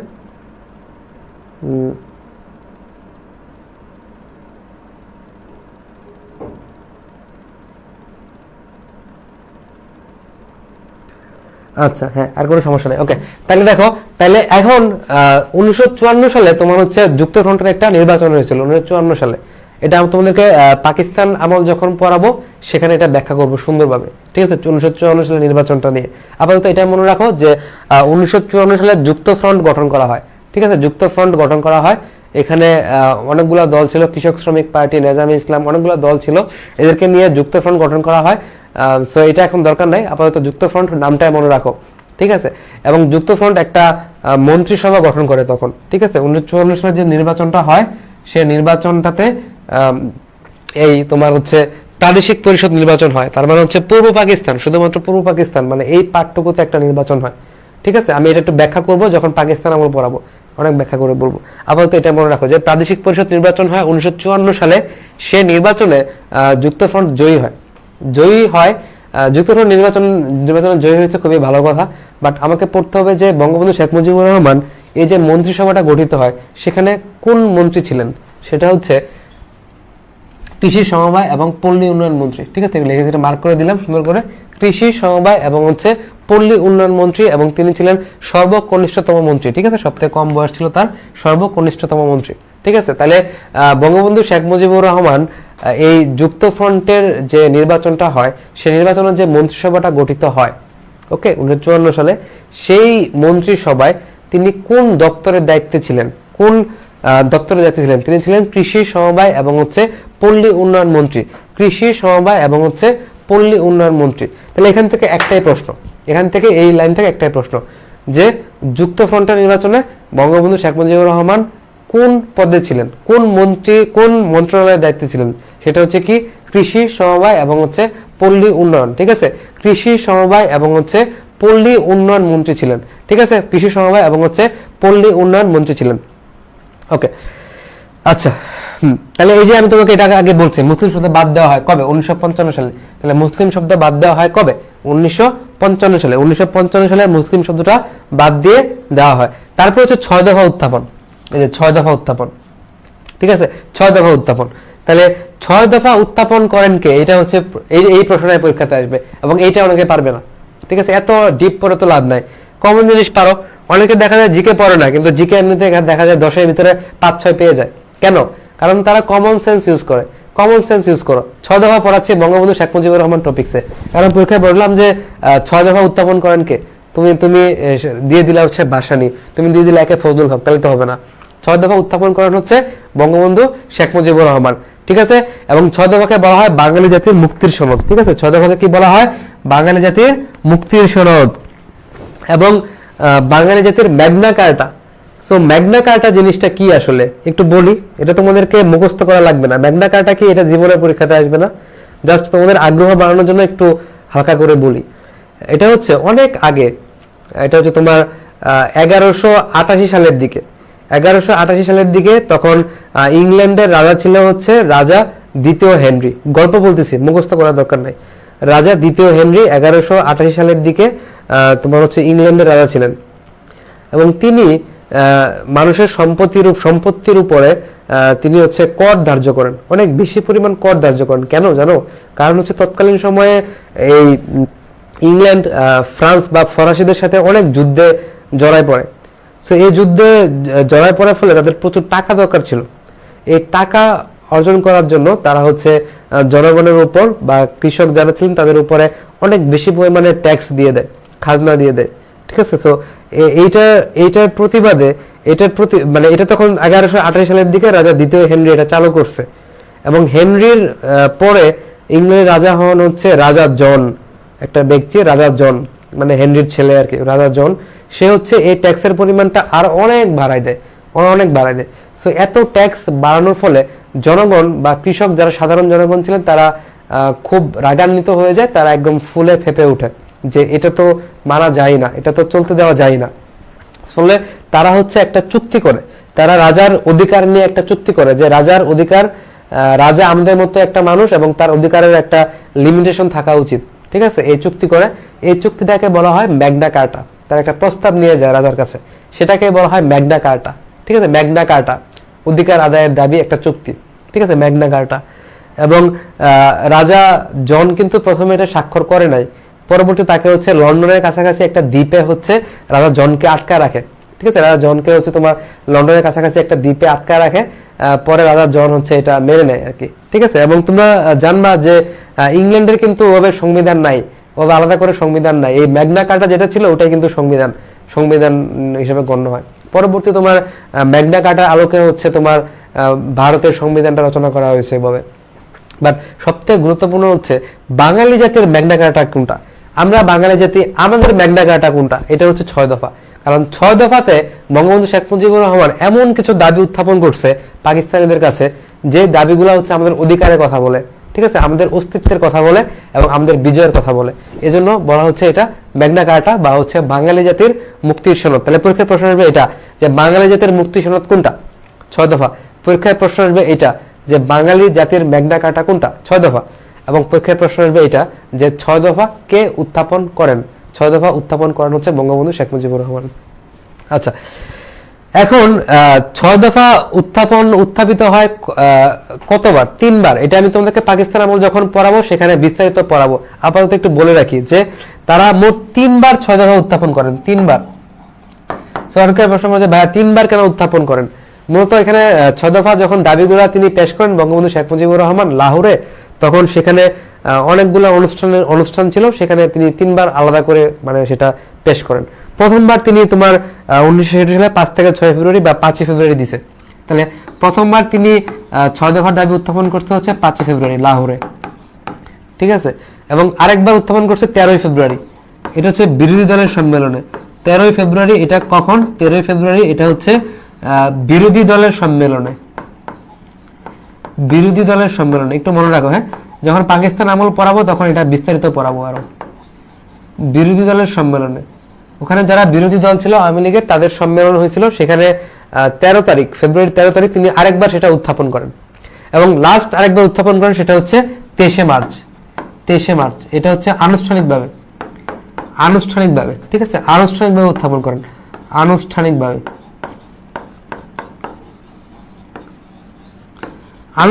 উত্থাপন করেন, ঠিক আছে। তাহলে এই 6 দফা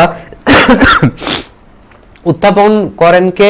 বঙ্গবন্ধু শেখ মুজিবুর রহমান। কয়বার উত্থাপন করেন? 3বার। কোথায় উত্থাপন করেন? পাকিস্তানের লাহোরে।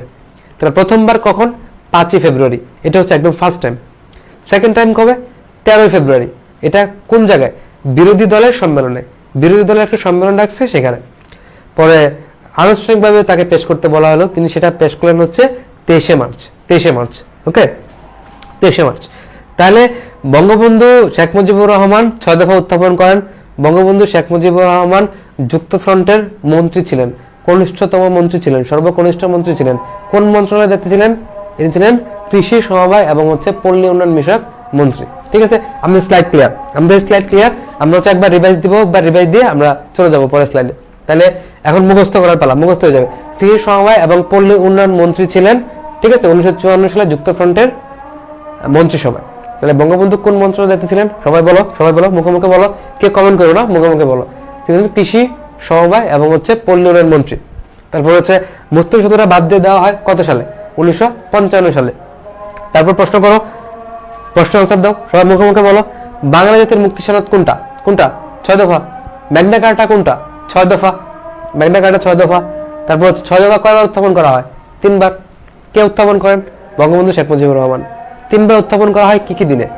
5 ফেব্রুয়ারি প্রথমবার উত্থাপন করা হয় লাহোরে, 5 ফেব্রুয়ারি। ওকে, 13 ফেব্রুয়ারি সেকেন্ড টাইম। কখন উত্থাপন করা হয়? 13 ফেব্রুয়ারি। কোথায়?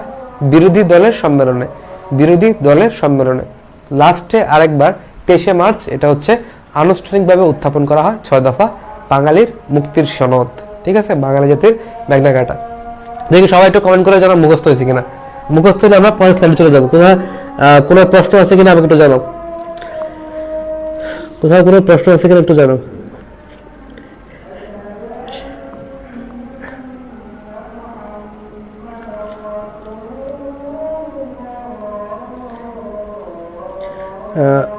ফর্মুলা আপনি বলতে ভাইয়া শুধু ক্লাসের স্লাইড পড়লে আর বই থেকে প্র্যাকটিস করলে কি হবে? মানে শুধু হবে না, এটা আরো বেশি, অনেক বেশি হবে। কারণ তুমি যা পড়তেছো ক্লাসে তোমার প্রশ্ন সেম জিনিসই আছে।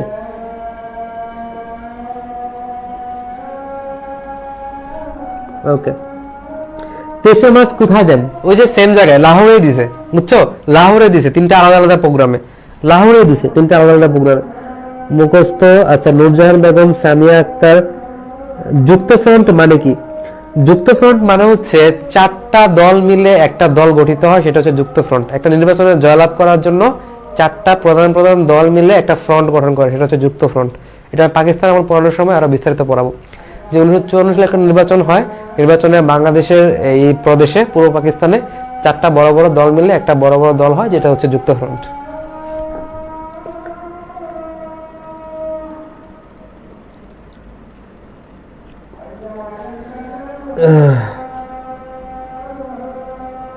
আচ্ছা, তারপর দেখি। হ্যাঁ, তৃতীয়বার এরটাই কি বাংলাদেশের ম্যাগনা কার্টা? দেখো, এত ডিপে ঢোকার দরকার নাই। তৃতীয়বার, প্রথমবার, সেকেন্ডবার যাই উত্থাপন করছে সেটা 6 দফায় ছিল। একই দফায় সে 3বার উত্থাপন করছে। সো বাংলাদেশের ম্যাগনা কার্টা হলো 6 দফায়। ওকে, আচ্ছা, 3বার 6 দফা উত্থাপন করা হয়। হ্যাঁ, 3বার উত্থাপন করা হয়। এটা মনে রাখবা যে 3টা আলাদা আলাদা প্রোগ্রামে 3বার উত্থাপন করা হয়। একবার 5 ফেব্রুয়ারি, ঠিক আছে, একবার 13 ফেব্রুয়ারি, একবার হচ্ছে 23শে মার্চ। ঠিক আছে, 13 ফেব্রুয়ারি হচ্ছে বিরোধী দলের সম্মেলনে, 23শে মার্চ হচ্ছে আনুষ্ঠানিকভাবে, আর 5 তারিখ প্রথমবার উত্থাপন করা হয়। সবগুলো হচ্ছে লাহোরে। এতটুকু মনে রাখো, এর ভিতরে ঢোকার দরকার নাই। ঠিক আছে,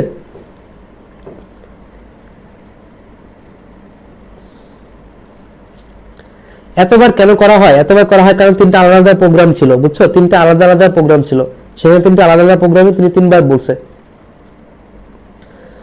কবে 6 দফা উত্থাপন করা হয়? তাহলে আসলে তুমি বলবা যে 5 ফেব্রুয়ারি। যদি পরীক্ষায় প্রশ্ন আসে যে কবে 6 দফা উত্থাপন করা হয়, তাহলে বলবা 5 ফেব্রুয়ারি। ঠিক আছে, যদি বলে বিরোধী দলের সম্মেলনে কবে উত্থাপন করা হয়, বিরোধী দল লেখাটা থাকলে তুমি বলবা 13 ফেব্রুয়ারি। আর যদি বলে যে আনুষ্ঠানিকভাবে কবে উত্থাপন করা হয়, তাহলে বলবা 23শে মার্চ। ঠিক আছে,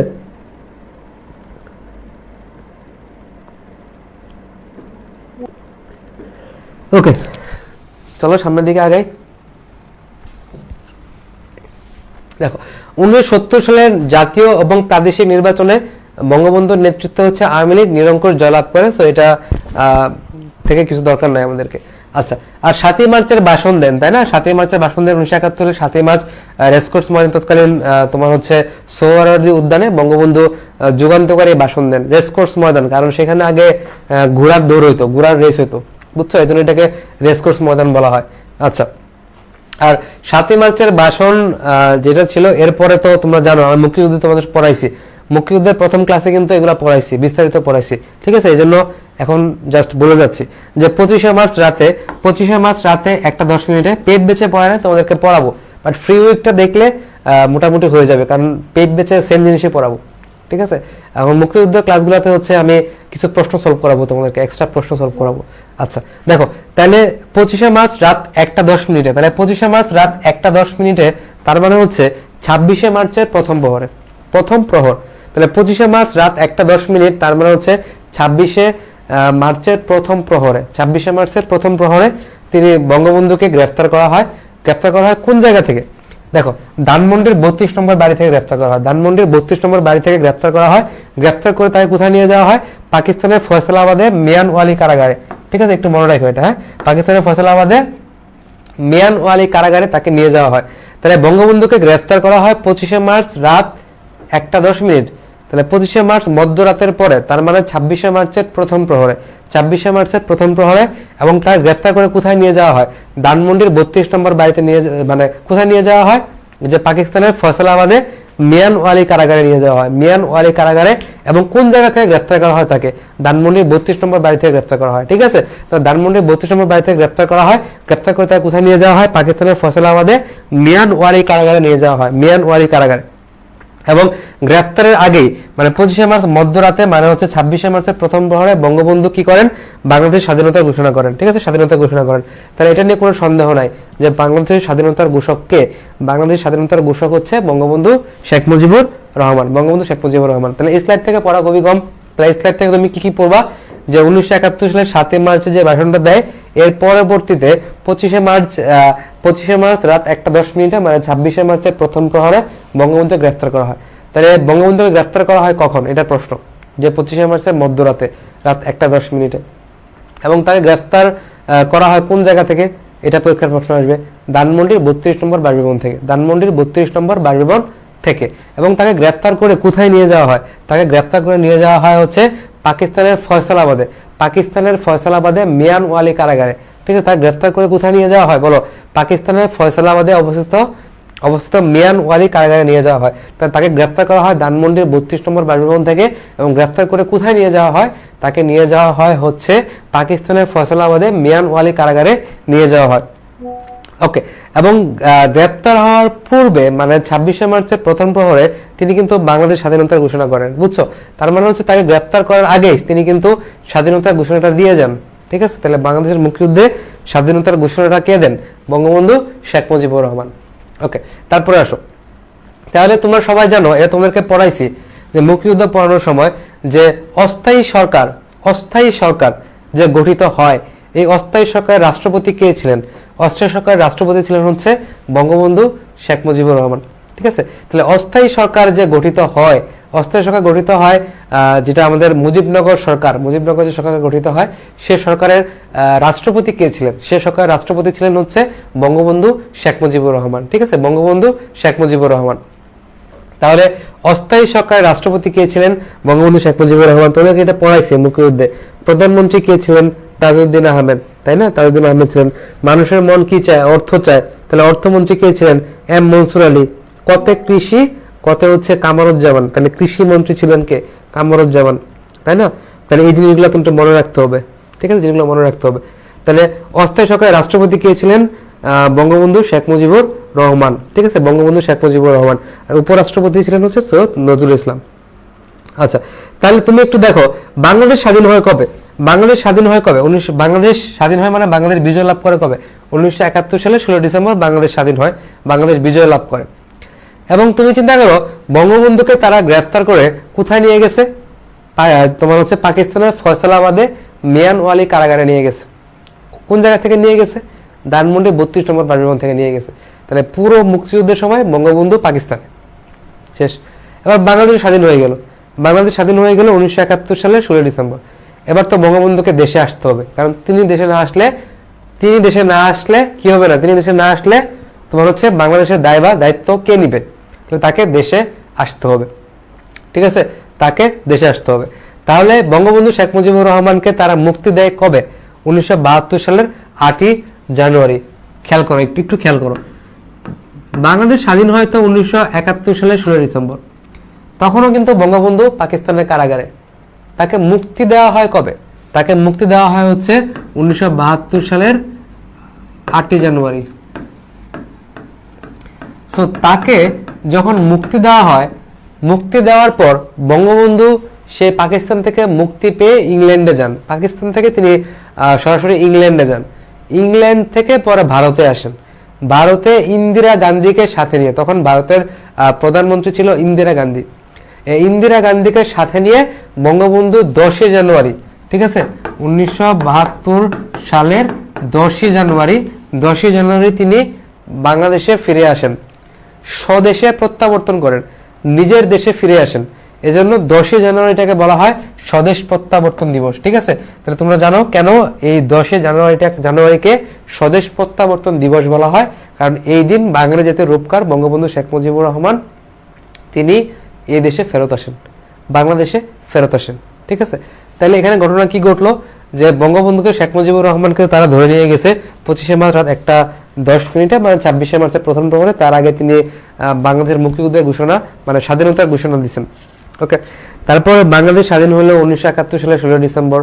বাংলাদেশ স্বাধীন হওয়ার পরে তখনও কিন্তু বঙ্গবন্ধু শেখ মুজিবুর রহমান পাকিস্তানের কারাগারে বন্দী। তাকে মুক্তি দেওয়া হয় হচ্ছে 8 জানুয়ারি 1972 সালে 8 জানুয়ারি বঙ্গবন্ধুকে মুক্তি দেওয়া হয়। বাট মুক্তি দেওয়ার পর তিনি সেখান থেকে ইংল্যান্ডে যান। ইংল্যান্ডে গিয়ে তিনি হচ্ছে সেখানে পরবর্তী তিনি ভারতে আসেন। ভারতে তিনি ইন্দিরা গান্ধীকে সাথে নিয়ে তিনি হচ্ছে 10 জানুয়ারি তিনি হচ্ছে বাংলাদেশে প্রত্যাবর্তন করেন। তার 10 জানুয়ারিকে বলা হয় হচ্ছে স্বদেশ প্রত্যাবর্তন দিবস। স্বদেশ প্রত্যাবর্তন দিবস। এবং তিনি তার 2 দিন পরে 1972 সালের ঘটনাগুলো আমরা তোমাদেরকে বলতেছি। তার 2 দিন পরে মানে 12 জানুয়ারিতে তিনি কি করেন? তার 2 দিন পরে 12 জানুয়ারিতে তিনি বাংলাদেশের প্রধানমন্ত্রী হিসেবে শপথ গ্রহণ করেন। বুঝছো? তার 2 দিন পরে, তার মানে তিনি 8 তারিখে মুক্তি পেয়েছে। দেখো এত কম সময় ব্যবধানে কতগুলো ঘটনা ঘটতেছে। 8 তারিখে তাকে মুক্তি দেওয়া হলো, 10 তারিখে তিনি স্বদেশে প্রত্যাবর্তন করলেন, আর 12 তারিখে তিনি প্রধানমন্ত্রী হিসাবে দায়িত্ব গ্রহণ করলেন। ঠিক আছে, 12 তারিখে তিনি প্রধানমন্ত্রী হিসাবে দায়িত্ব গ্রহণ করলেন। ঠিক আছে, দায়িত্ব গ্রহণ করলেন। আর বাংলাদেশের মানে স্বাধীন দেশের প্রথম নির্বাচন কখন হয়? দেখো 1973 সালে একটা নির্বাচন হয়েছিল। বুঝছো?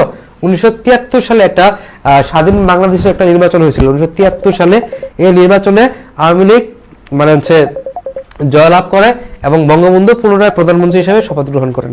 কয়টা আসন ছিল, কয়টা ভোট পাইছে এটা দরকার নাই, জাস্ট এটা মনে রাখো যে 1973 সালে একটা নির্বাচন হয়, আমাদের দেশে একটা নির্বাচন হয় 1973 সালে। এই নির্বাচনে বঙ্গবন্ধু পুনরায় প্রধানমন্ত্রী হিসেবে দায়িত্ব গ্রহণ করেন। প্রথমবার কখন? প্রথমবার তো তিনি এই যে 1972 সালে 12 জানুয়ারি গ্রহণ করলেন প্রথমবার, ঠিক আছে, স্বাধীন বাংলাদেশে। পরবর্তী 1 বছর পর আবার নির্বাচন হয়েছিল, সেখানেও বঙ্গবন্ধু প্রধানমন্ত্রী নির্বাচিত হন। ঠিক আছে, তাহলে এখান থেকে আমরা কি জিনিস পড়তে হবে? দেখো স্লাইড থেকে কি পড়তে হবে? একটা জিনিসই যে বঙ্গবন্ধু গ্রেফতার করা হয় কবে? 25 মার্চ রাত 1:10 পরে। কোন জায়গা থেকে? ধানমন্ডি 32 নম্বর বাসভবন থেকে। এবং তাকে রাখা হয় কোথায়? পাকিস্তানের ফয়সালাবাদে মিয়ানওয়ালি কারাগারে। ঠিক আছে, এবং বঙ্গবন্ধু অস্থায়ী সরকারের রাষ্ট্রপতি ছিলেন। এবং তাকে মুক্তি দেওয়া হয় কবে? 1972 সালে 8 জানুয়ারি তাকে মুক্তি দেওয়া হয়। 8 জানুয়ারি মুক্তি দেওয়া হয়। তারপর 10 জানুয়ারি তিনি হচ্ছে স্বদেশ প্রত্যাবর্তন করেন। স্বদেশ প্রত্যাবর্তন করেন ইন্দিরা গান্ধীকে সাথে নিয়ে। আর 12 জানুয়ারি কি করেন তিনি? 12 জানুয়ারি হচ্ছে তিনি প্রধানমন্ত্রীর দায়িত্ব গ্রহণ করেন। তার 1 বছর পর 1973 সালে আবার নির্বাচন হয়। সেখানে তিনি হচ্ছেন আবার কি হন? তিনি সেখানে কিন্তু আবার পুনরায় তিনি বাংলাদেশের প্রধানমন্ত্রী নিযুক্ত হন, মানে সেই নির্বাচনে জয়লাভ করেন। ঠিক আছে, তাহলে সবাই বলো মুখস্থ হয়েছে কিনা এই পর্যন্ত? এই দুটো স্লাইড মুখস্থ হয়েছে কিনা বলো। আর কি জিনিস আসবে একটু বলো, আমাকে জানাও, দেখি আমি সবার কমেন্ট পড়ি। এই দুটো স্লাইড ক্লিয়ার কিনা আমাকে একটু বলো। এরপর হচ্ছে আমরা পরের স্লাইডে যাব। কোনো প্রশ্ন আছে কিনা?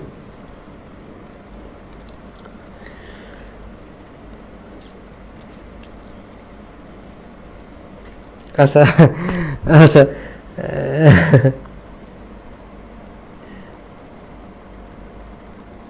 হ্যাঁ কি আর মুখস্থ হয়েছে? রিভিউ বলছে মুখস্থ হয়েছে। আচ্ছা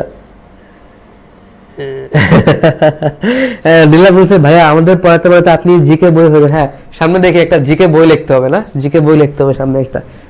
আচ্ছা ওকে, সো পড়ানো থেকে সবচেয়ে বেশি গুরুত্বপূর্ণ হচ্ছে মনে রাখতে পারা।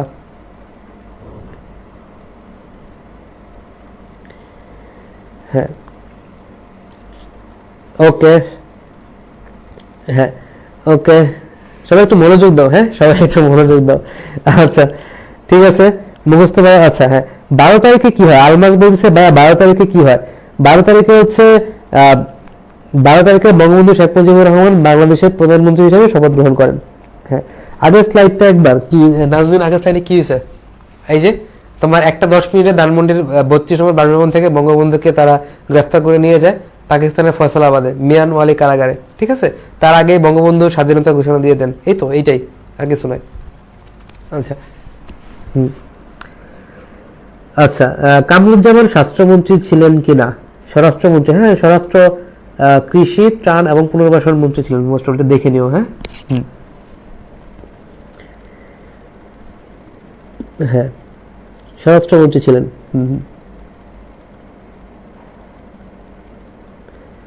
হ্যাঁ স্বরাষ্ট্রমন্ত্রী ছিলেন। হ্যাঁ ঠিক আছে। আচ্ছা ওকে, সবাই একটু মনোযোগ দাও। হ্যাঁ আচ্ছা, স্বাধীনতা দিবস 26শে মার্চ। হ্যাঁ, ওকে। আচ্ছা, সবাই একটু ক্লাসে মনোযোগ দাও। হ্যাঁ, ক্লাসে মনোযোগ দাও। আচ্ছা, ঠিক আছে, তাহলে সবাই ক্লিয়ার।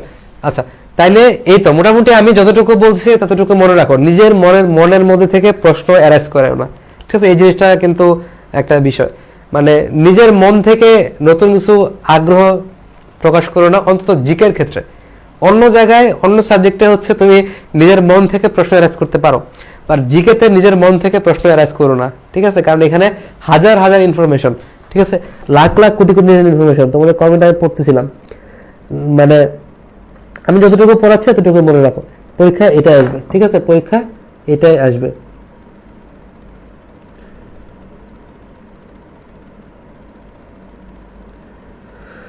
আচ্ছা, সবার কমেন্ট আর একটু দেখি কার কোনো প্রশ্ন আছে কিনা।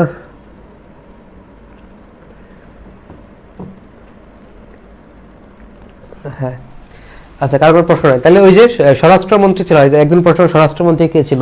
যে কামরুজ্জামান, স্বরাষ্ট্রমন্ত্রী কৃষি, তারপর ত্রাণ ও পুনর্বাসন মন্ত্রী ছিলেন, তাই না?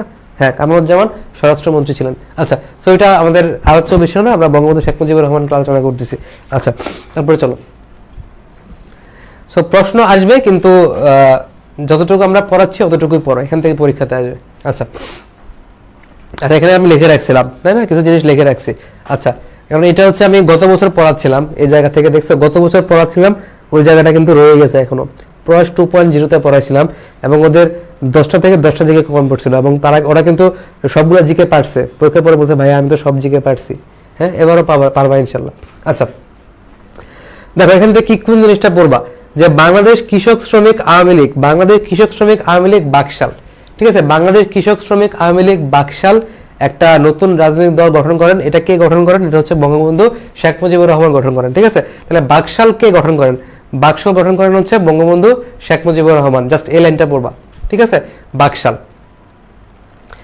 আচ্ছা, এবং বঙ্গবন্ধু শেখ মুজিবুর রহমান তোমার তার 56 বছরের জীবনে, তাহলে বঙ্গবন্ধু শেখ মুজিবুর রহমান তার জীবন কত বছর? 56 বছর বাঁচছিলেন তিনি 21 বারে 13 বছর কারাভোগ করেন। 13 বছর, 14 বছর না, 13 বছর। মানে হিসাব করলে এটা 12.8 বছর আসে, 12 বছর 8 মাস আসে, ঠিক আছে? হিসাব করলে তাহলে সেক্ষেত্রে কিন্তু 13 বছর হয়, 14 বছর না, ঠিক আছে? তাহলে বঙ্গবন্ধু শেখ মুজিবুর রহমান তার 56 বছরের জীবনে 21 বারে 13 বছর, 12 বছর 8 মাস, বা হচ্ছে 13 বছর কারাভোগ করেন, যা দিনের হিসাবে কত? 4682 দিন, 4682 দিন। তাহলে এই যে 13 বছর তিনি কারাভোগ করছেন, সেই হিসাবে তিনি আমরা হিসাব করলে কত আসে? 4682 দিন। এবং তিনি প্রথম কারাভোগ করেন কবে? 1938 সালে, মাত্র 18 বছর বয়সে তিনি প্রথম কারাভোগ করেন, ঠিক আছে? কারাভোগ করেন।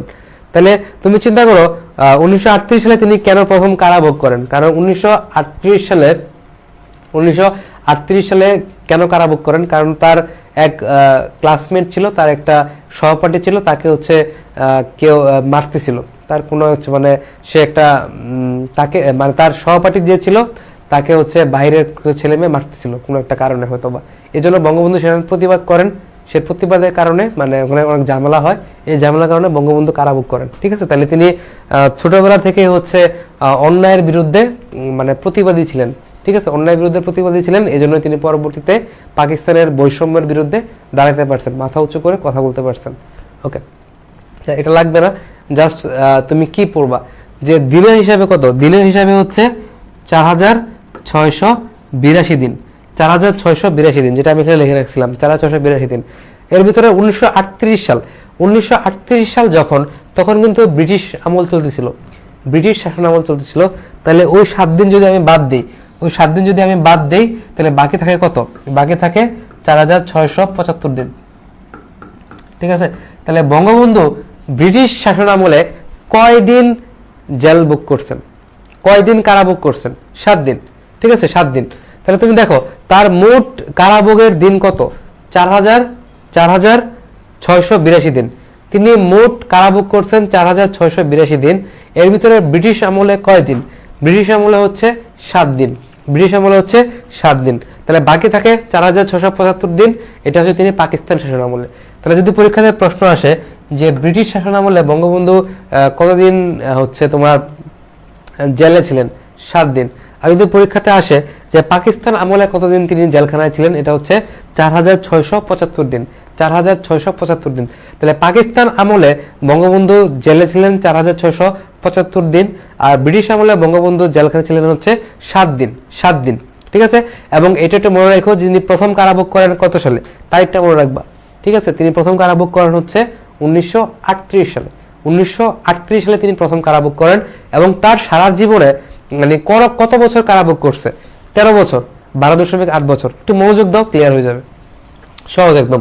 আচ্ছা, এবং তিনি সবচেয়ে বেশি কারাভোগ করেন হচ্ছে 3 বছর, মানে 1966 থেকে 1968, এই 3 বছর, 66, 67, 68, 66, 67, 68, এই 3 বছর তিনি তো সব থেকে বেশি কারাভোগ করেন, টানা 3 বছর, 66, 67, 68 সব থেকে বেশি। বাট এখান থেকে একটা জিনিস পরীক্ষাতে আসবে যে জেল বা কারা জীবনের সম্পর্কে বঙ্গবন্ধু লেখা গ্রন্থ কোনটা? কারাগারের রোজনামচা। কারাগারের রোজনামচা। তাহলে কারাগারের রোজনামচা এটা হচ্ছে বঙ্গবন্ধুর একটা গ্রন্থ, লিখিত গ্রন্থ। ঠিক আছে, কারাগারের রোজনামচা।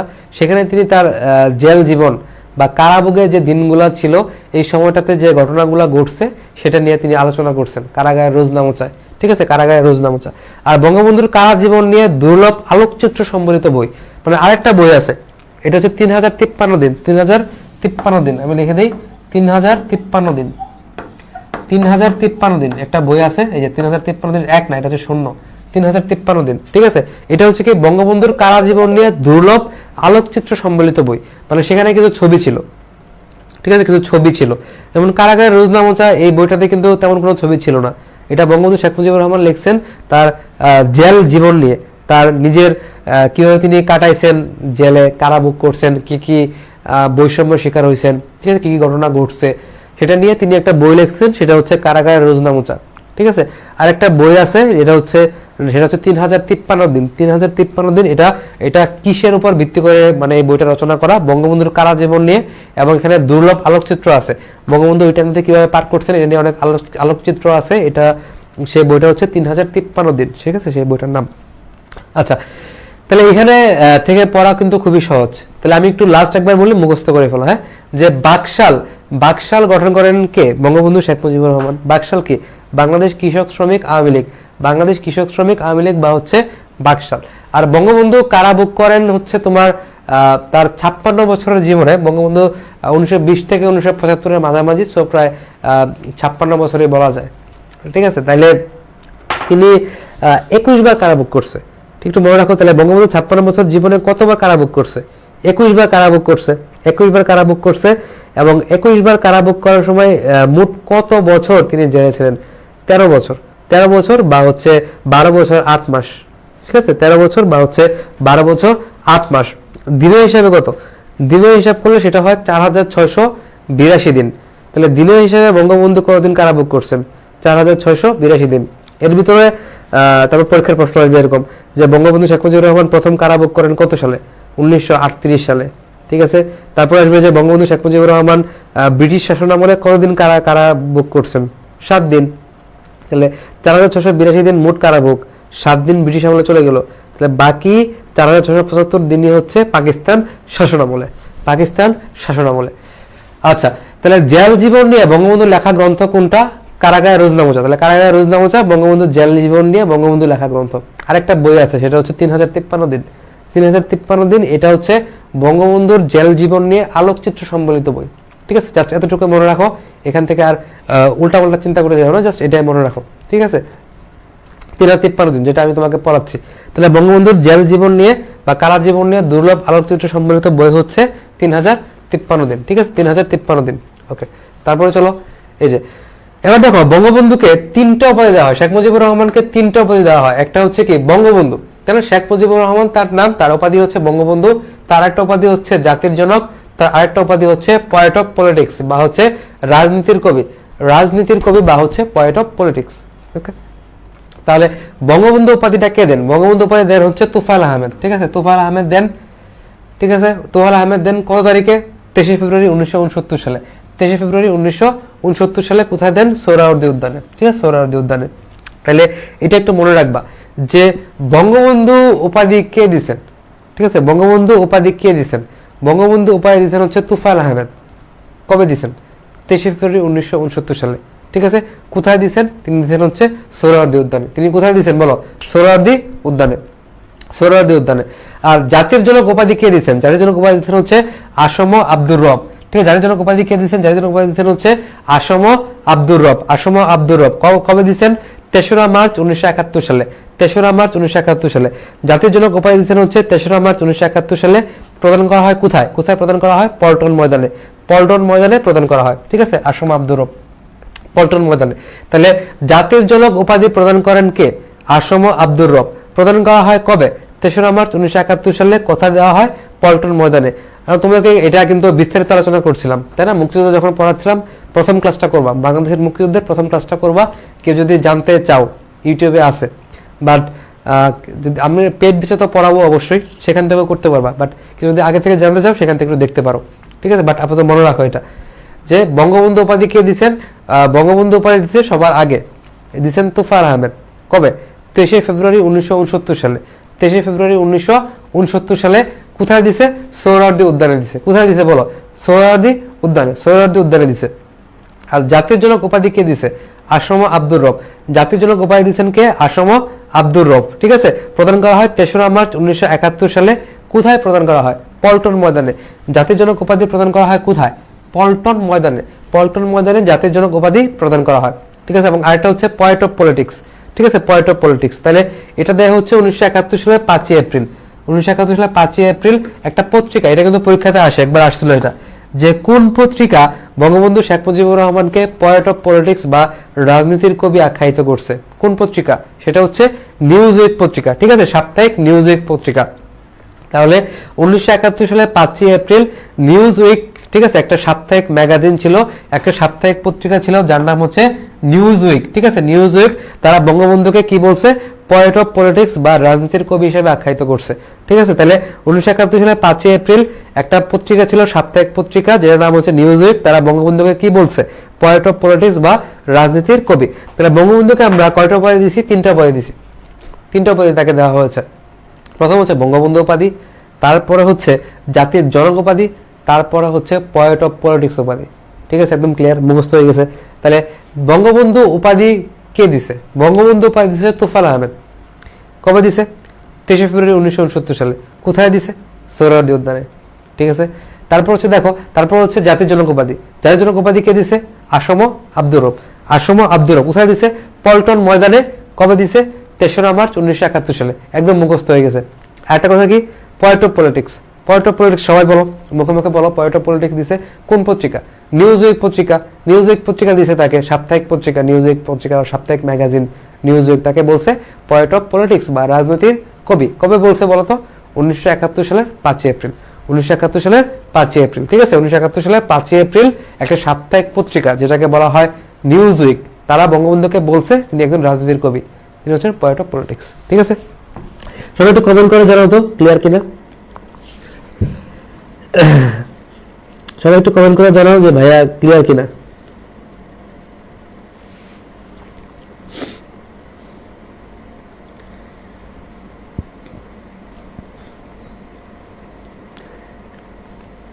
হ্যাঁ, মার্কিন সাপ্তাহিক নিউজ উইক। বঙ্গবন্ধু উপাধি দিছে 1969 সাল। 1970 কেন হবে মামা? 1969 হবে। ওকে, কারাগারে রোজ নামচা, আচ্ছা সেটা আমরা পড়াবো। ঠিক আছে, বইয়ের নামকরণ এগুলো সবই আমরা পড়াবো, সামনে আসতেছে। ঠিক আছে, একটু ওয়েট করো, আপাতত এটা মনে রাখো। আচ্ছা, হ্যাঁ, সো বই সম্পর্কে আমরা বিস্তারিত পড়বো। আপাতত যা পড়াচ্ছি এটা একটু মনে রাখো। হ্যাঁ, আমরা বই নিয়ে আরো বিস্তারিত পড়াবো। হ্যাঁ, বঙ্গবন্ধু বাংলাদেশ নামকরণ করেন। আলামিন বলছে হ্যাঁ, বঙ্গবন্ধু বাংলাদেশ নামকরণ করেন। সামিয়া বলছে ভাই আপনাকে ক্লিয়ার দেখা যাচ্ছে না। আসলে আমার কষ্ট লাগতেছে, আমার কেন ক্লিয়ারলি দেখা যাচ্ছে না। ঠিক আছে, একটু তো সাদা লাগা উচিত না? হ্যাঁ, বঙ্গবন্ধু বাংলাদেশ নামকরণ বঙ্গবন্ধু করছে।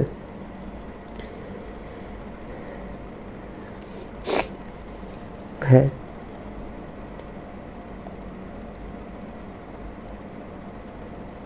হ্যাঁ, MP3 থেকে পড়তে পারো, বাট MP3টা আমি নর্মালি সাজেস্ট করি না, কারণ এখানে আমি মেডিজিকেটা সাজেস্ট করি। সো মেডিজিকেটা না পাওয়া গেলে দেন MP3টাকে পড়তে পারো। MP3 আসলে খারাপ না, ভালো বই, বাট সেখান থেকে শুধু বাংলাদেশ পার্টটা পড়বা, ঠিক আছে? পড়তে পারো, সমস্যা নেই, কোনো বই খারাপ না, বাট মেডিজিকেটা পড়তে পারলে খুব ভালো হয়। এরপরে MP3টা পড়তে পারো, MP3 থেকে শুধু বাংলাদেশ পার্টটা পড়বা। আচ্ছা, ঠিক আছে। তো আমার ক্লিয়ারলি শুনতে পাচ্ছ না কি? আমার ভয়েস কেমন শোনা যাচ্ছে? একটু সর্দি লাগছে, বাট ক্লিয়ারলি শোনা যাওয়ার কথা। হ্যাঁ, ওকে। আপনাকে ক্লিয়ারলি শুনতে পাচ্ছ কিনা একটু বলো, আমি তারপর নতুন স্লাইডে চলে যাব। বইটা কিনো, হ্যাঁ শেফা, বইটা কিনো, যে কোনো একটা বই, মেডিজিকে বা হচ্ছে MP3 যে কোনো একটা বই কিনো, সেখান থেকে হচ্ছে প্র্যাকটিস করবা। আমি পড়াচ্ছি, এই সেম প্রশ্নগুলো আছে সেখানে, তো সেগুলো ওখান থেকে প্র্যাকটিস করবা। রিটেন ডাইজেস্টটা ভালো, রিটেন ডাইজেস্ট থেকেও পড়তে পারো। মিডিয়ামের বইটা পড়লে হবে কিনা, আমি মিডিয়ামের বইটা দেখি নাই, পড়তে পারো, বাট আমি সাজেস্ট করবো হচ্ছে এই বইগুলো পড়ার জন্য, কারণ ওই বইটা আমি আসলে দেখি নাই এখনো। হ্যাঁ, ওকে, ঠিক আছে। নীলা সবাই ক্লিয়ার, আলামিন ক্লিয়ার, রিজওয়ানা তানহা ক্লিয়ার। ওকে, চলো সামনের দিকে আগে। দেখো তাহলে বঙ্গবন্ধু শেখ মুজিবুর রহমান তার আত্মজীবনী লেখা শুরু করেন 1967 সাল থেকে। ওই যে আমি তোমাকে বলছিলাম যে বঙ্গবন্ধু বই নিয়ে আরো বিস্তারিত আমরা পরে পড়বো, ঠিক আছে? সেখানে তুমি দেখতে পারবে, সব প্রশ্নের উত্তর পাবা। যে 1966 সাল থেকে 1968 সাল, এই সময়কালে, ঠিক আছে, 68 বা 69, এই সময়কালে বঙ্গবন্ধু শেখ মুজিবুর রহমান কিন্তু জেলখানায় বেশিরভাগ সময় ছিলেন, ঠিক আছে?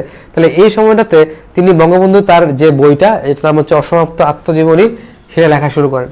তাহলে অসমাপ্ত আত্মজীবনী লেখা শুরু করেন বঙ্গবন্ধু শেখ মুজিবুর রহমান 1967 সাল থেকে, 1967 সাল থেকে। এবং অসমাপ্ত আত্মজীবনী এই বইটার ভূমিকা লেখেন কে? শেখ হাসিনা, ঠিক আছে?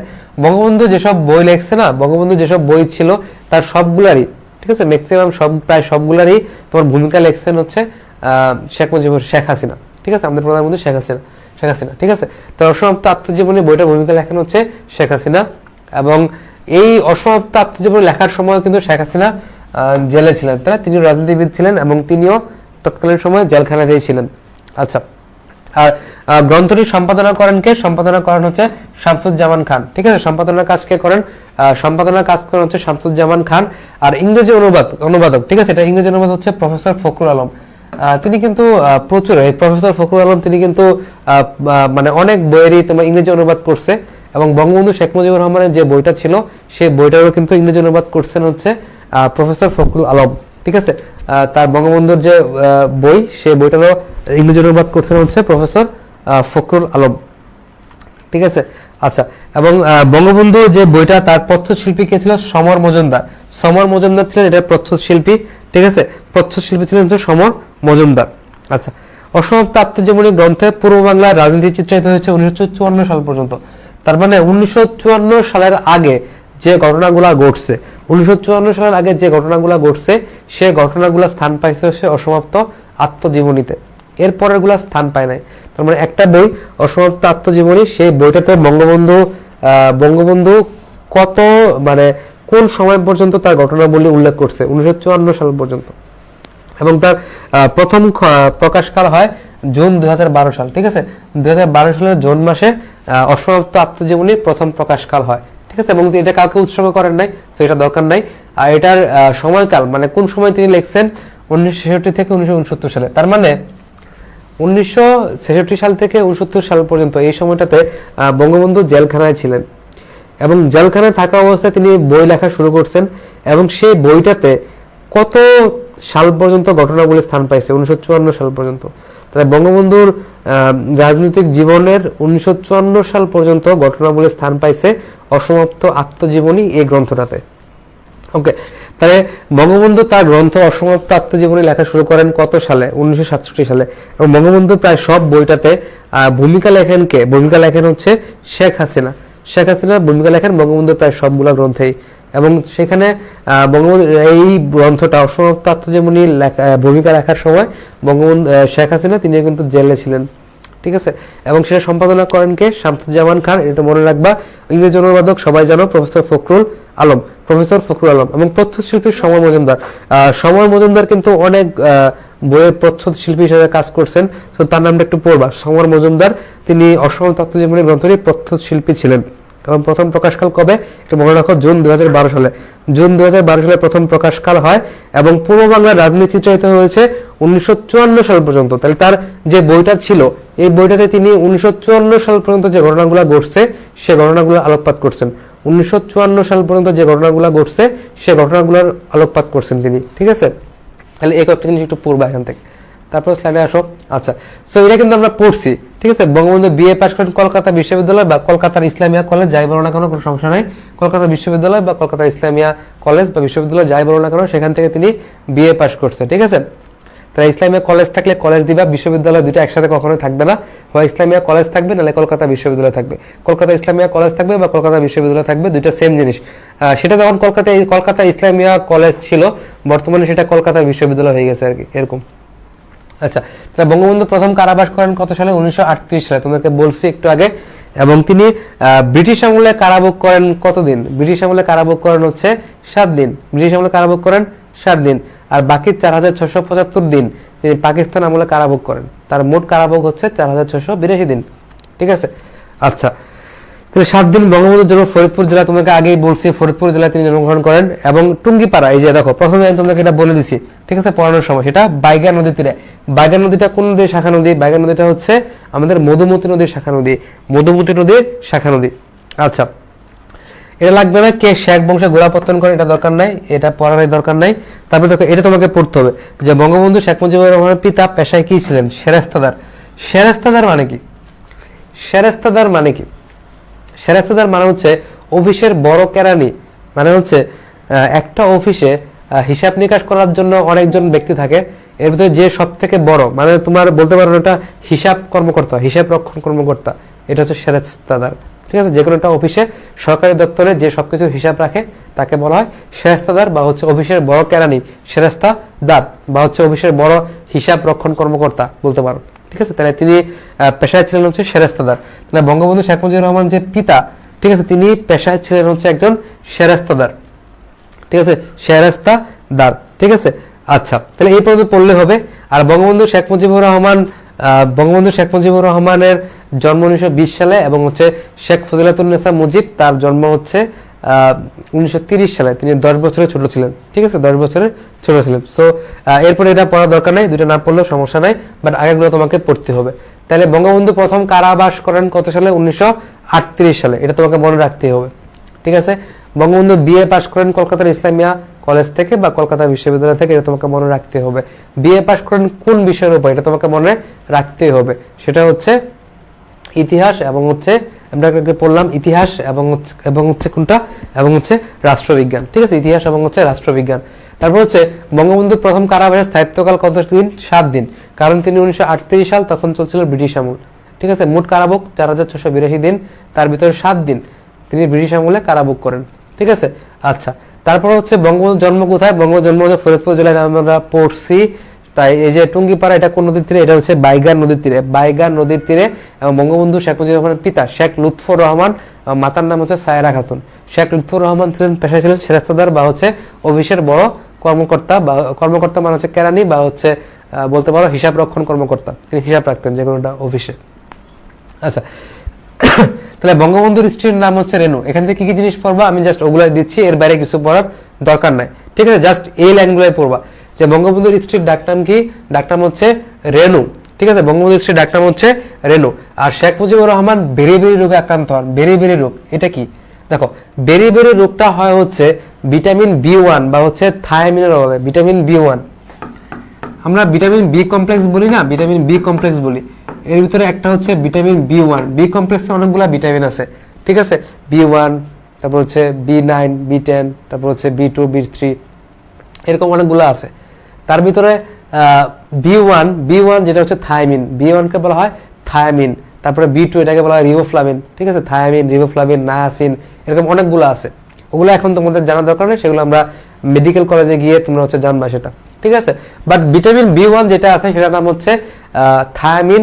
এই থায়ামিনের অভাবে যে রোগটা হয় সেটাকে বলা হয় বেরি রোগ। ঠিক আছে, বেরি রোগ। সো বেরি রোগে কি হয়? আমাদের মাংসপেশি এগুলো দুর্বল হয়ে যায় না, মেন্টাল কনফিউশন তৈরি হয়। তারপর হচ্ছে তোমার বিভিন্ন তারপর হৃদপিণ্ডের রোগ বা হচ্ছে ব্রেনের কিছু রোগ হতে পারে, ঠিক আছে। তো এগুলো আমাদের দরকার নাই, কি কি হয় দরকার নাই, জাস্ট এটা মনে রাখা দরকার যে বঙ্গবন্ধু শেখ মুজিবুর রহমান হচ্ছে বেরি রোগে আক্রান্ত হন, ঠিক আছে, বেরি রোগে আক্রান্ত হন, এটা ভিটামিন B1 এর অভাবে, ঠিক আছে, ভিটামিন B1 এর অভাবে, ভিটামিন B1 এর অভাবে কি হয়, বেরি রোগ হয়। আচ্ছা দেখি সবার কমেন্ট একটু পড়ি।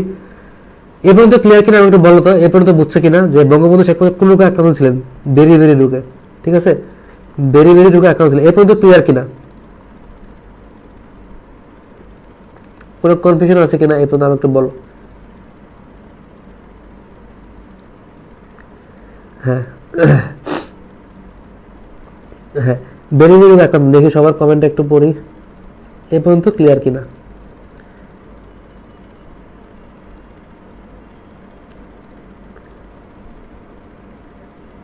ওকে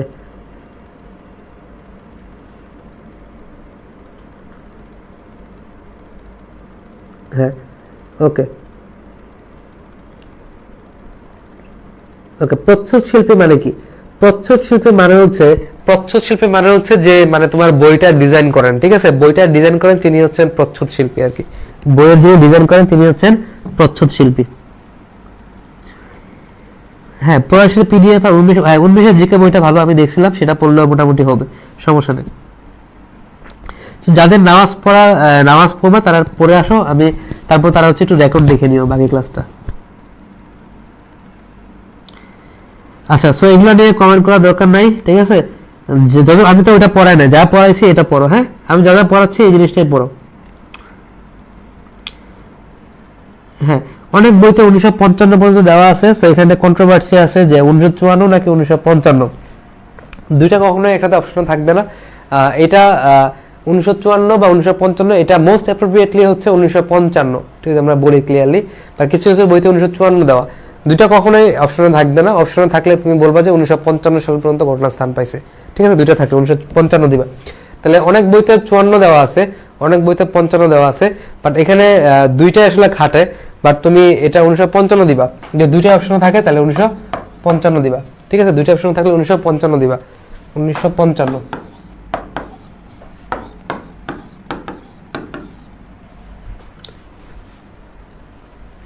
আচ্ছা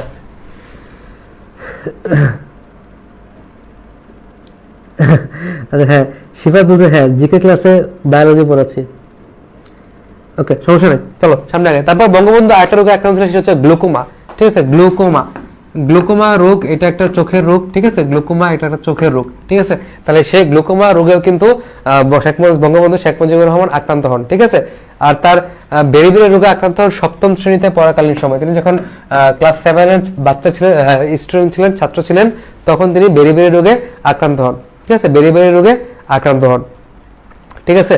আচ্ছা তারপরে এই জিনিসগুলো খুব বেশি ইম্পর্টেন্ট না, একবার রিডিং পড়বা, ঠিক আছে, এগুলো একবার রিডিং পড়বা যে 1938 সালে বঙ্গবন্ধুর সাথে কার সাক্ষাৎকার হয়, ফজলুল হক, একে ফজলুল হকের সাক্ষাৎকার হয় 1938 সালে, ঠিক আছে, 1938 সালে। এবং সৈয়দ সোহরাওয়ার্দী কিন্তু তখন মানে অনেক বড় নেতা ছিলেন, বঙ্গবন্ধুর অনেক সিনিয়র সৈয়দ সোহরাওয়ার্দী, তাহলে সৈয়দ সোহরাওয়ার্দীকে বঙ্গবন্ধু হচ্ছে স্যার বলে সম্বোধন করতেন, আচ্ছা তারপর এটা লাগবে না, এটা দরকার নাই, এটা একটু পড়বা যে বঙ্গবন্ধু শেখ মুজিবুর রহমান কোন পত্রিকায় কাজ করতেন, ইত্তেহাদ পত্রিকা, ইত্তেহাদ, ঠিক আছে, এটা মনে রাখবে, এটা কিন্তু ইম্পর্টেন্ট প্রশ্ন, যে একটা পত্রিকার নাম ছিল ইত্তেহাদ, ঠিক আছে, সেই ইত্তেহাদ পত্রিকায় বঙ্গবন্ধু শেখ মুজিবুর রহমান কাজ করতেন, ঠিক আছে, শেখ মুজিবুর রহমান কাজ করতেন। তারপর দেখো বঙ্গবন্ধু দ্বিতীয়বার জেলে যান কত সালে, 1948 সালে, মানে 10 বছর পর, ঠিক আছে, 10 বছর পর, 1938 সালে তিনি জেলে গেছিলেন, তার 10 বছর পর 1948 সালে আবার তিনি জেলে যান দ্বিতীয়বারের মতো, ঠিক আছে, এটা দরকার নেই, তাজমহল দর্শন করেন, এটা দরকার নাই, ঠিক আছে। তারপর এটা একটু পড়বা, রিডিং পড়বা, বঙ্গবন্ধু শেখ মুজিবুর রহমানের একমাত্র ছোট ভাইয়ের নাম কি, শেখ আবু নাসের, ঠিক আছে, এটা একবার রিডিং করে নিবা, রিডিং করে রাখবা যে বঙ্গবন্ধু শেখ মুজিবুর রহমানের একমাত্র ছোট ভাইয়ের নাম কি, এটা হচ্ছে শেখ আবু নাসের, একবার রিডিং করে নিবা, শেখ আবু নাসের। তাহলে এখান থেকে তোমার ইম্পর্টেন্ট কোনটা, ইম্পর্টেন্ট প্রশ্নগুলো আমি তোমাকে একটু বলে দিই, এখান থেকে সবকিছু ইম্পর্টেন্ট না, আমি যা যা পড়াইছি এর ভিতরে সব থেকে ইম্পর্টেন্ট কোনটা, যে বঙ্গবন্ধু স্ত্রী যিনি ছিলেন শেখ ফজিলাতুন্নেসা মুজিব, তার ডাকনাম ছিল রেনু, এটা ইম্পর্টেন্ট প্রশ্ন।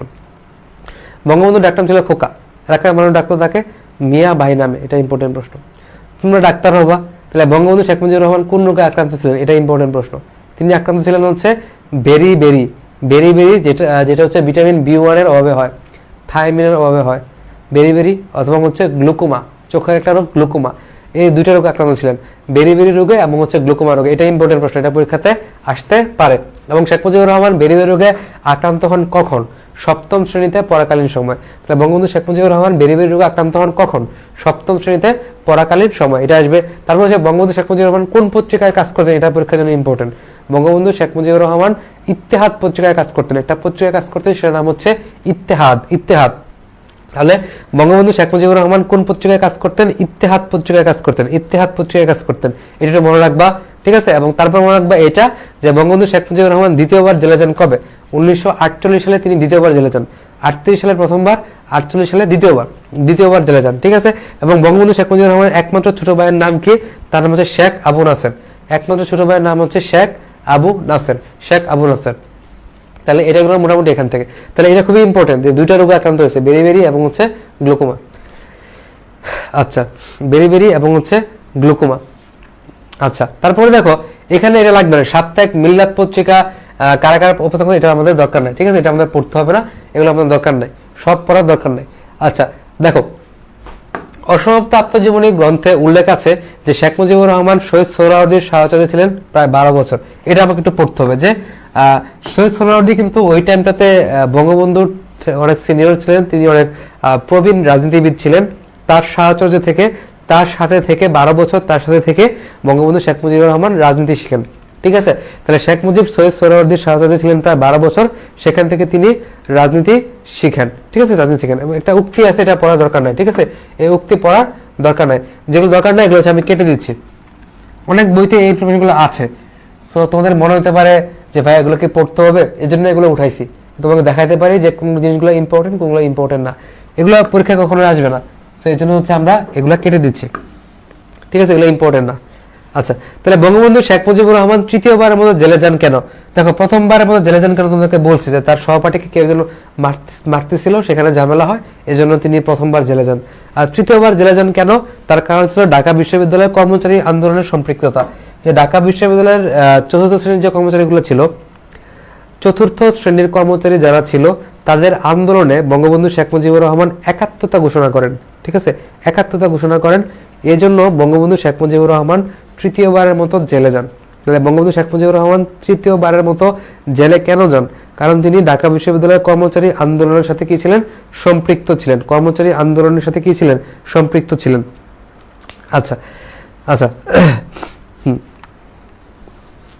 সো এটা দরকার নাই যে কেন কে একমাত্র নারী হিসেবে বহিষ্কৃত হন, এটা দরকার নাই, এটা কখনো পরীক্ষাতে আসবে না। আমরা জাস্ট আমাদের জিকে বই যেগুলো দেওয়া হয় সেখানে অনেক ইনফরমেশন থাকে, সব জিনিস আমাদের পড়তে হবে না। আমাদের ক্লাসের মূল উদ্দেশ্য হলো এতটুকু জানা যে ভাই আমরা কতটুকু পড়বো, কতটুকু পড়বো না, ঠিক আছে। আচ্ছা, তাহলে এখান থেকে আমরা দুইটা জিনিসই পড়বো। একটা হচ্ছে কি, অসমাপ্ত আত্মজীবনীতে উল্লেখ আছে বঙ্গবন্ধু শেখ মুজিব সৈয়দ সোহরাওয়ার্দীর সাহচর্যে কত বছর ছিলেন? 12 বছর ছিলেন, ঠিক আছে, 12 বছর ছিলেন। তাহলে অসমাপ্ত আত্মজীবনীতে উল্লেখ আছে যে বঙ্গবন্ধু শেখ মুজিব সৈয়দ সোহরাওয়ার্দীর সাহচর্যে ছিলেন কত বছর? প্রায় 12 বছর, প্রায় 12 বছর ছিলেন। এবং হচ্ছে আরেকটা জিনিস হচ্ছে কি, বঙ্গবন্ধু শেখ মুজিবুর রহমান তৃতীয়বারের মতো জেলে কেন যান? তৃতীয়বারের মতো জেলে কেন যান? কারণ তিনি ঢাকা বিশ্ববিদ্যালয়ের কর্মচারী আন্দোলনের সাথে কি ছিলেন? সম্পৃক্ত ছিলেন। ঢাকা বিশ্ববিদ্যালয়ের কর্মচারী আন্দোলনের সাথে কি ছিলেন? তিনি সম্পৃক্ত ছিলেন, এই জন্য তিনি পরবর্তীতে আবার তৃতীয়বারের মতো জেলে গেছেন। আচ্ছা, তারপরে দেখো এখন তোমাকে এই জিনিসটা পড়তে হবে, এটা পড়ার দরকার নাই, হ্যাঁ, এটা পড়ার দরকার নাই, এটা পড়া দিচ্ছি, এটা পড়ার দরকার নাই। বঙ্গবন্ধু প্রথম কখন দেশের বাইরে যান, এটা একবার রিডিং পড়তে পারবা, একবার রিডিং পড়বা যে 1943 সালে তিনি প্রথম দেশের বাইরে যান, এটা একবার রিডিং পড়বা, ঠিক আছে। আচ্ছা, তারপর অসমাপ্ত আত্মজীবনী, এখানে দেখো দুইটা কথা দেওয়া আছে যে অসমাপ্ত আত্মজীবনী অবলম্বনে দাওয়াল, একটা কথা ছিল দাওয়াল বলা হয়তো, ঠিক আছে, একটা চরিত্র ছিল দাওয়াল নামে, একটা চরিত্র ছিল অসমাপ্ত আত্মজীবনী বইতে, সেটা দ্বারা কাদেরকে বোঝানো হইতো? দিনমজুর। তাহলে বঙ্গবন্ধু শেখ মুজিবুর রহমান তার যে বইটা ছিল অসমাপ্ত আত্মজীবনী, সেখানে তিনি দাওয়াল কাদেরকে বলতেন? দাওয়াল বলতেন দিনমজুরদেরকে, ঠিক আছে, দিনমজুরদেরকে তিনি দাওয়াল বলতেন, ঠিক আছে। আচ্ছা, আর এখানে কিছু বজরা মানে হচ্ছে নৌকা, এটার উল্লেখ ছিল, বজরা মানে বিভিন্ন নৌকার উল্লেখ ছিল অসমাপ্ত আত্মজীবনী বইটাতে, ঠিক আছে। আচ্ছা, সো এখন তুমি একটু দেখো আমাদেরকে যে যত বিপ্লবী উক্তি আছে, আমাদের পরীক্ষায় যদি কোনো উক্তি দেওয়া থাকে, আমাদের পরীক্ষায় যদি কোনো উক্তি দেওয়া থাকে যে কোনো বিপ্লবী উক্তি, তাহলে ধরে নেবা যে এই সব উক্তি কার? বঙ্গবন্ধু শেখ মুজিবুর রহমান। ঠিক আছে, একদম সহজ, তোমাদের সব উক্তি মুখস্থ করার দরকার নাই। যত বিপ্লবী উক্তি আছে ম্যাক্সিমামই হচ্ছে বঙ্গবন্ধু শেখ মুজিবুর রহমানের। যেমন এখানে দেখো, যদি সামান্য ত্যাগ স্বীকার করেন তবে জনসাধারণ আপনার জন্য জীবন দিতে পারবে। তাহলে এখানে কার কথা বলা হচ্ছে? রাজনীতির কথা বলা হচ্ছে, রাজনীতিবিদের কথা বলা হচ্ছে। তাহলে বাংলাদেশের ইতিহাসে সবথেকে গুরুত্বপূর্ণ রাজনীতিবিদ কে ছিলেন? শেখ মুজিবুর রহমান ছিলেন। তাহলে উক্তিটা কিন্তু তারই হবে, শেখ মুজিবুর রহমানের হবে। ওকে, এটা তো পড়বা। আর ঢাকা জেলার ভিতরে ফুলের বাগান করা শুরু করেন কে? বঙ্গবন্ধু শেখ মুজিবুর রহমান। ঠিক আছে, ঢাকা জেলার ভিতরে তিনি কি করেন? ফুলের বাগান করা শুরু করেন। এটা পড়া দরকার নেই, ইত্তেফাক পত্রিকার সম্পাদক কে ছিলেন এটা দরকার নেই, এটা পরীক্ষাতে আসবে না। এটা আসবে যে জেলায় বঙ্গবন্ধু শেখ মুজিবুর রহমানের অনশন ভাঙিয়ে দিয়েছিলেন কে? মহিউদ্দিন।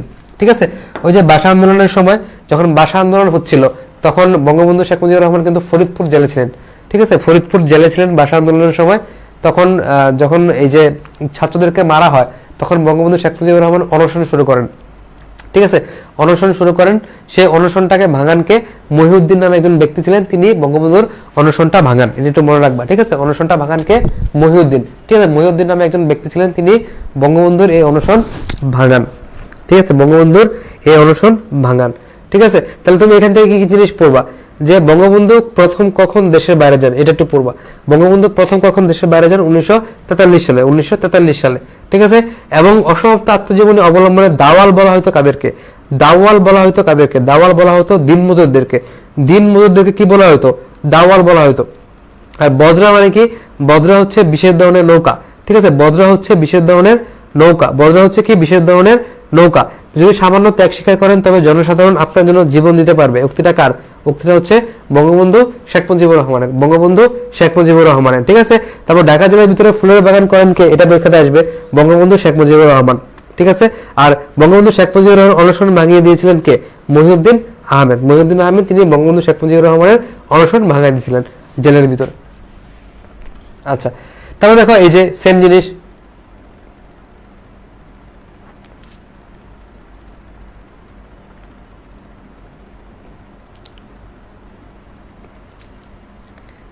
হ্যাঁ, তাহলে এই পর্যন্ত ক্লিয়ার কিনা আমাকে একটু বলো তো, এই পর্যন্ত ক্লিয়ার কিনা? এরপরে আমরা পরের স্লাইডে যাব।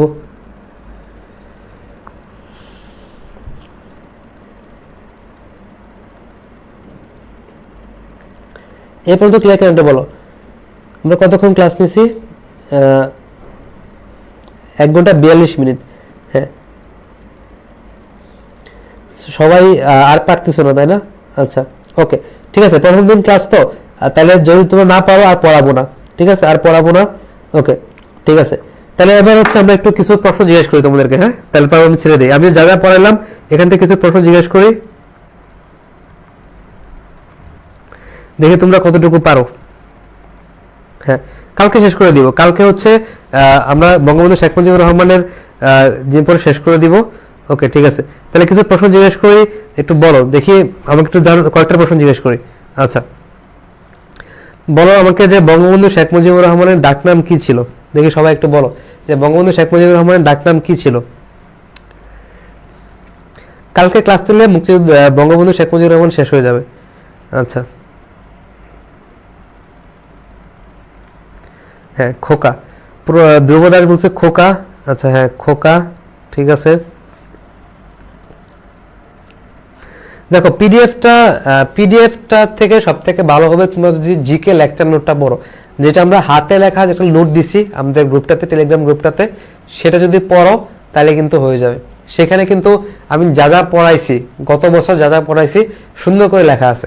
ঠিক আছে, সো পিডিএফটা আমি দিব, বাট চেষ্টা করবো হচ্ছে ওই জিকে লেখা নোট থেকে পড়তে, ওটা মোটামুটি ভালো। হ্যাঁ, গ্রামে ডাকতো, হ্যাঁ, ঠিক আছে। তারপরে আরেকটা প্রশ্ন তোমরা একটা আনসার দাও যে বঙ্গবন্ধু শেখ মুজিবুর রহমান আওয়ামী লীগের সাধারণ সম্পাদক হন কত সালে? ঠিক আছে, কত সালে বঙ্গবন্ধু শেখ মুজিবুর রহমান আওয়ামী লীগের সাধারণ সম্পাদক হন? একটু বলো তো আমাকে। হ্যাঁ, সামিয়া, এটা আছে, হ্যাঁ, হাতে লেখা নোটে এটা আছে। হ্যাঁ, 1953 সালে। হ্যাঁ, আসমার রহমান ঠিক বলছে, 1953 সালে। হ্যাঁ, সো সবার 1953। হ্যাঁ, তাহলে সবার মোটামুটি মুখস্থ হয়েছে যা যা পড়াইছি, ঠিক আছে? তাহলে কালকে যা যা পড়াইছি আজকে সেটার উপর কালকে পরীক্ষা দিবা, ঠিক আছে? সব পরীক্ষা দিবা, আর হচ্ছে কালকে আমরা শেষ করে দিব এটা। কালকে শেষ করে আমরা কিছু প্রশ্ন সলভ করব, যেগুলো আগের বছর আসছে, মেডিকেল, ডেন্টালে, বিসিএস এ আসছে, সেগুলো আমরা সলভ করব। তারপর কিছু কিছু প্রশ্ন আমি বই থেকে তোমাদেরকে জিজ্ঞাসা করব। আমি সামনে বই নিয়ে আসবো, লেকচার স্লাইড পড়ানোর পর এখান থেকে প্র্যাকটিস করাবো, কিছু আবার বই নিয়ে আসবো, বই থেকে সবগুলো প্রশ্ন জিজ্ঞাসা করবো তোমাদেরকে, ঠিক আছে? সবগুলো প্রশ্ন জিজ্ঞাসা করবো। হ্যাঁ, অ্যান্টোনিমস এর এক্সাম হবে।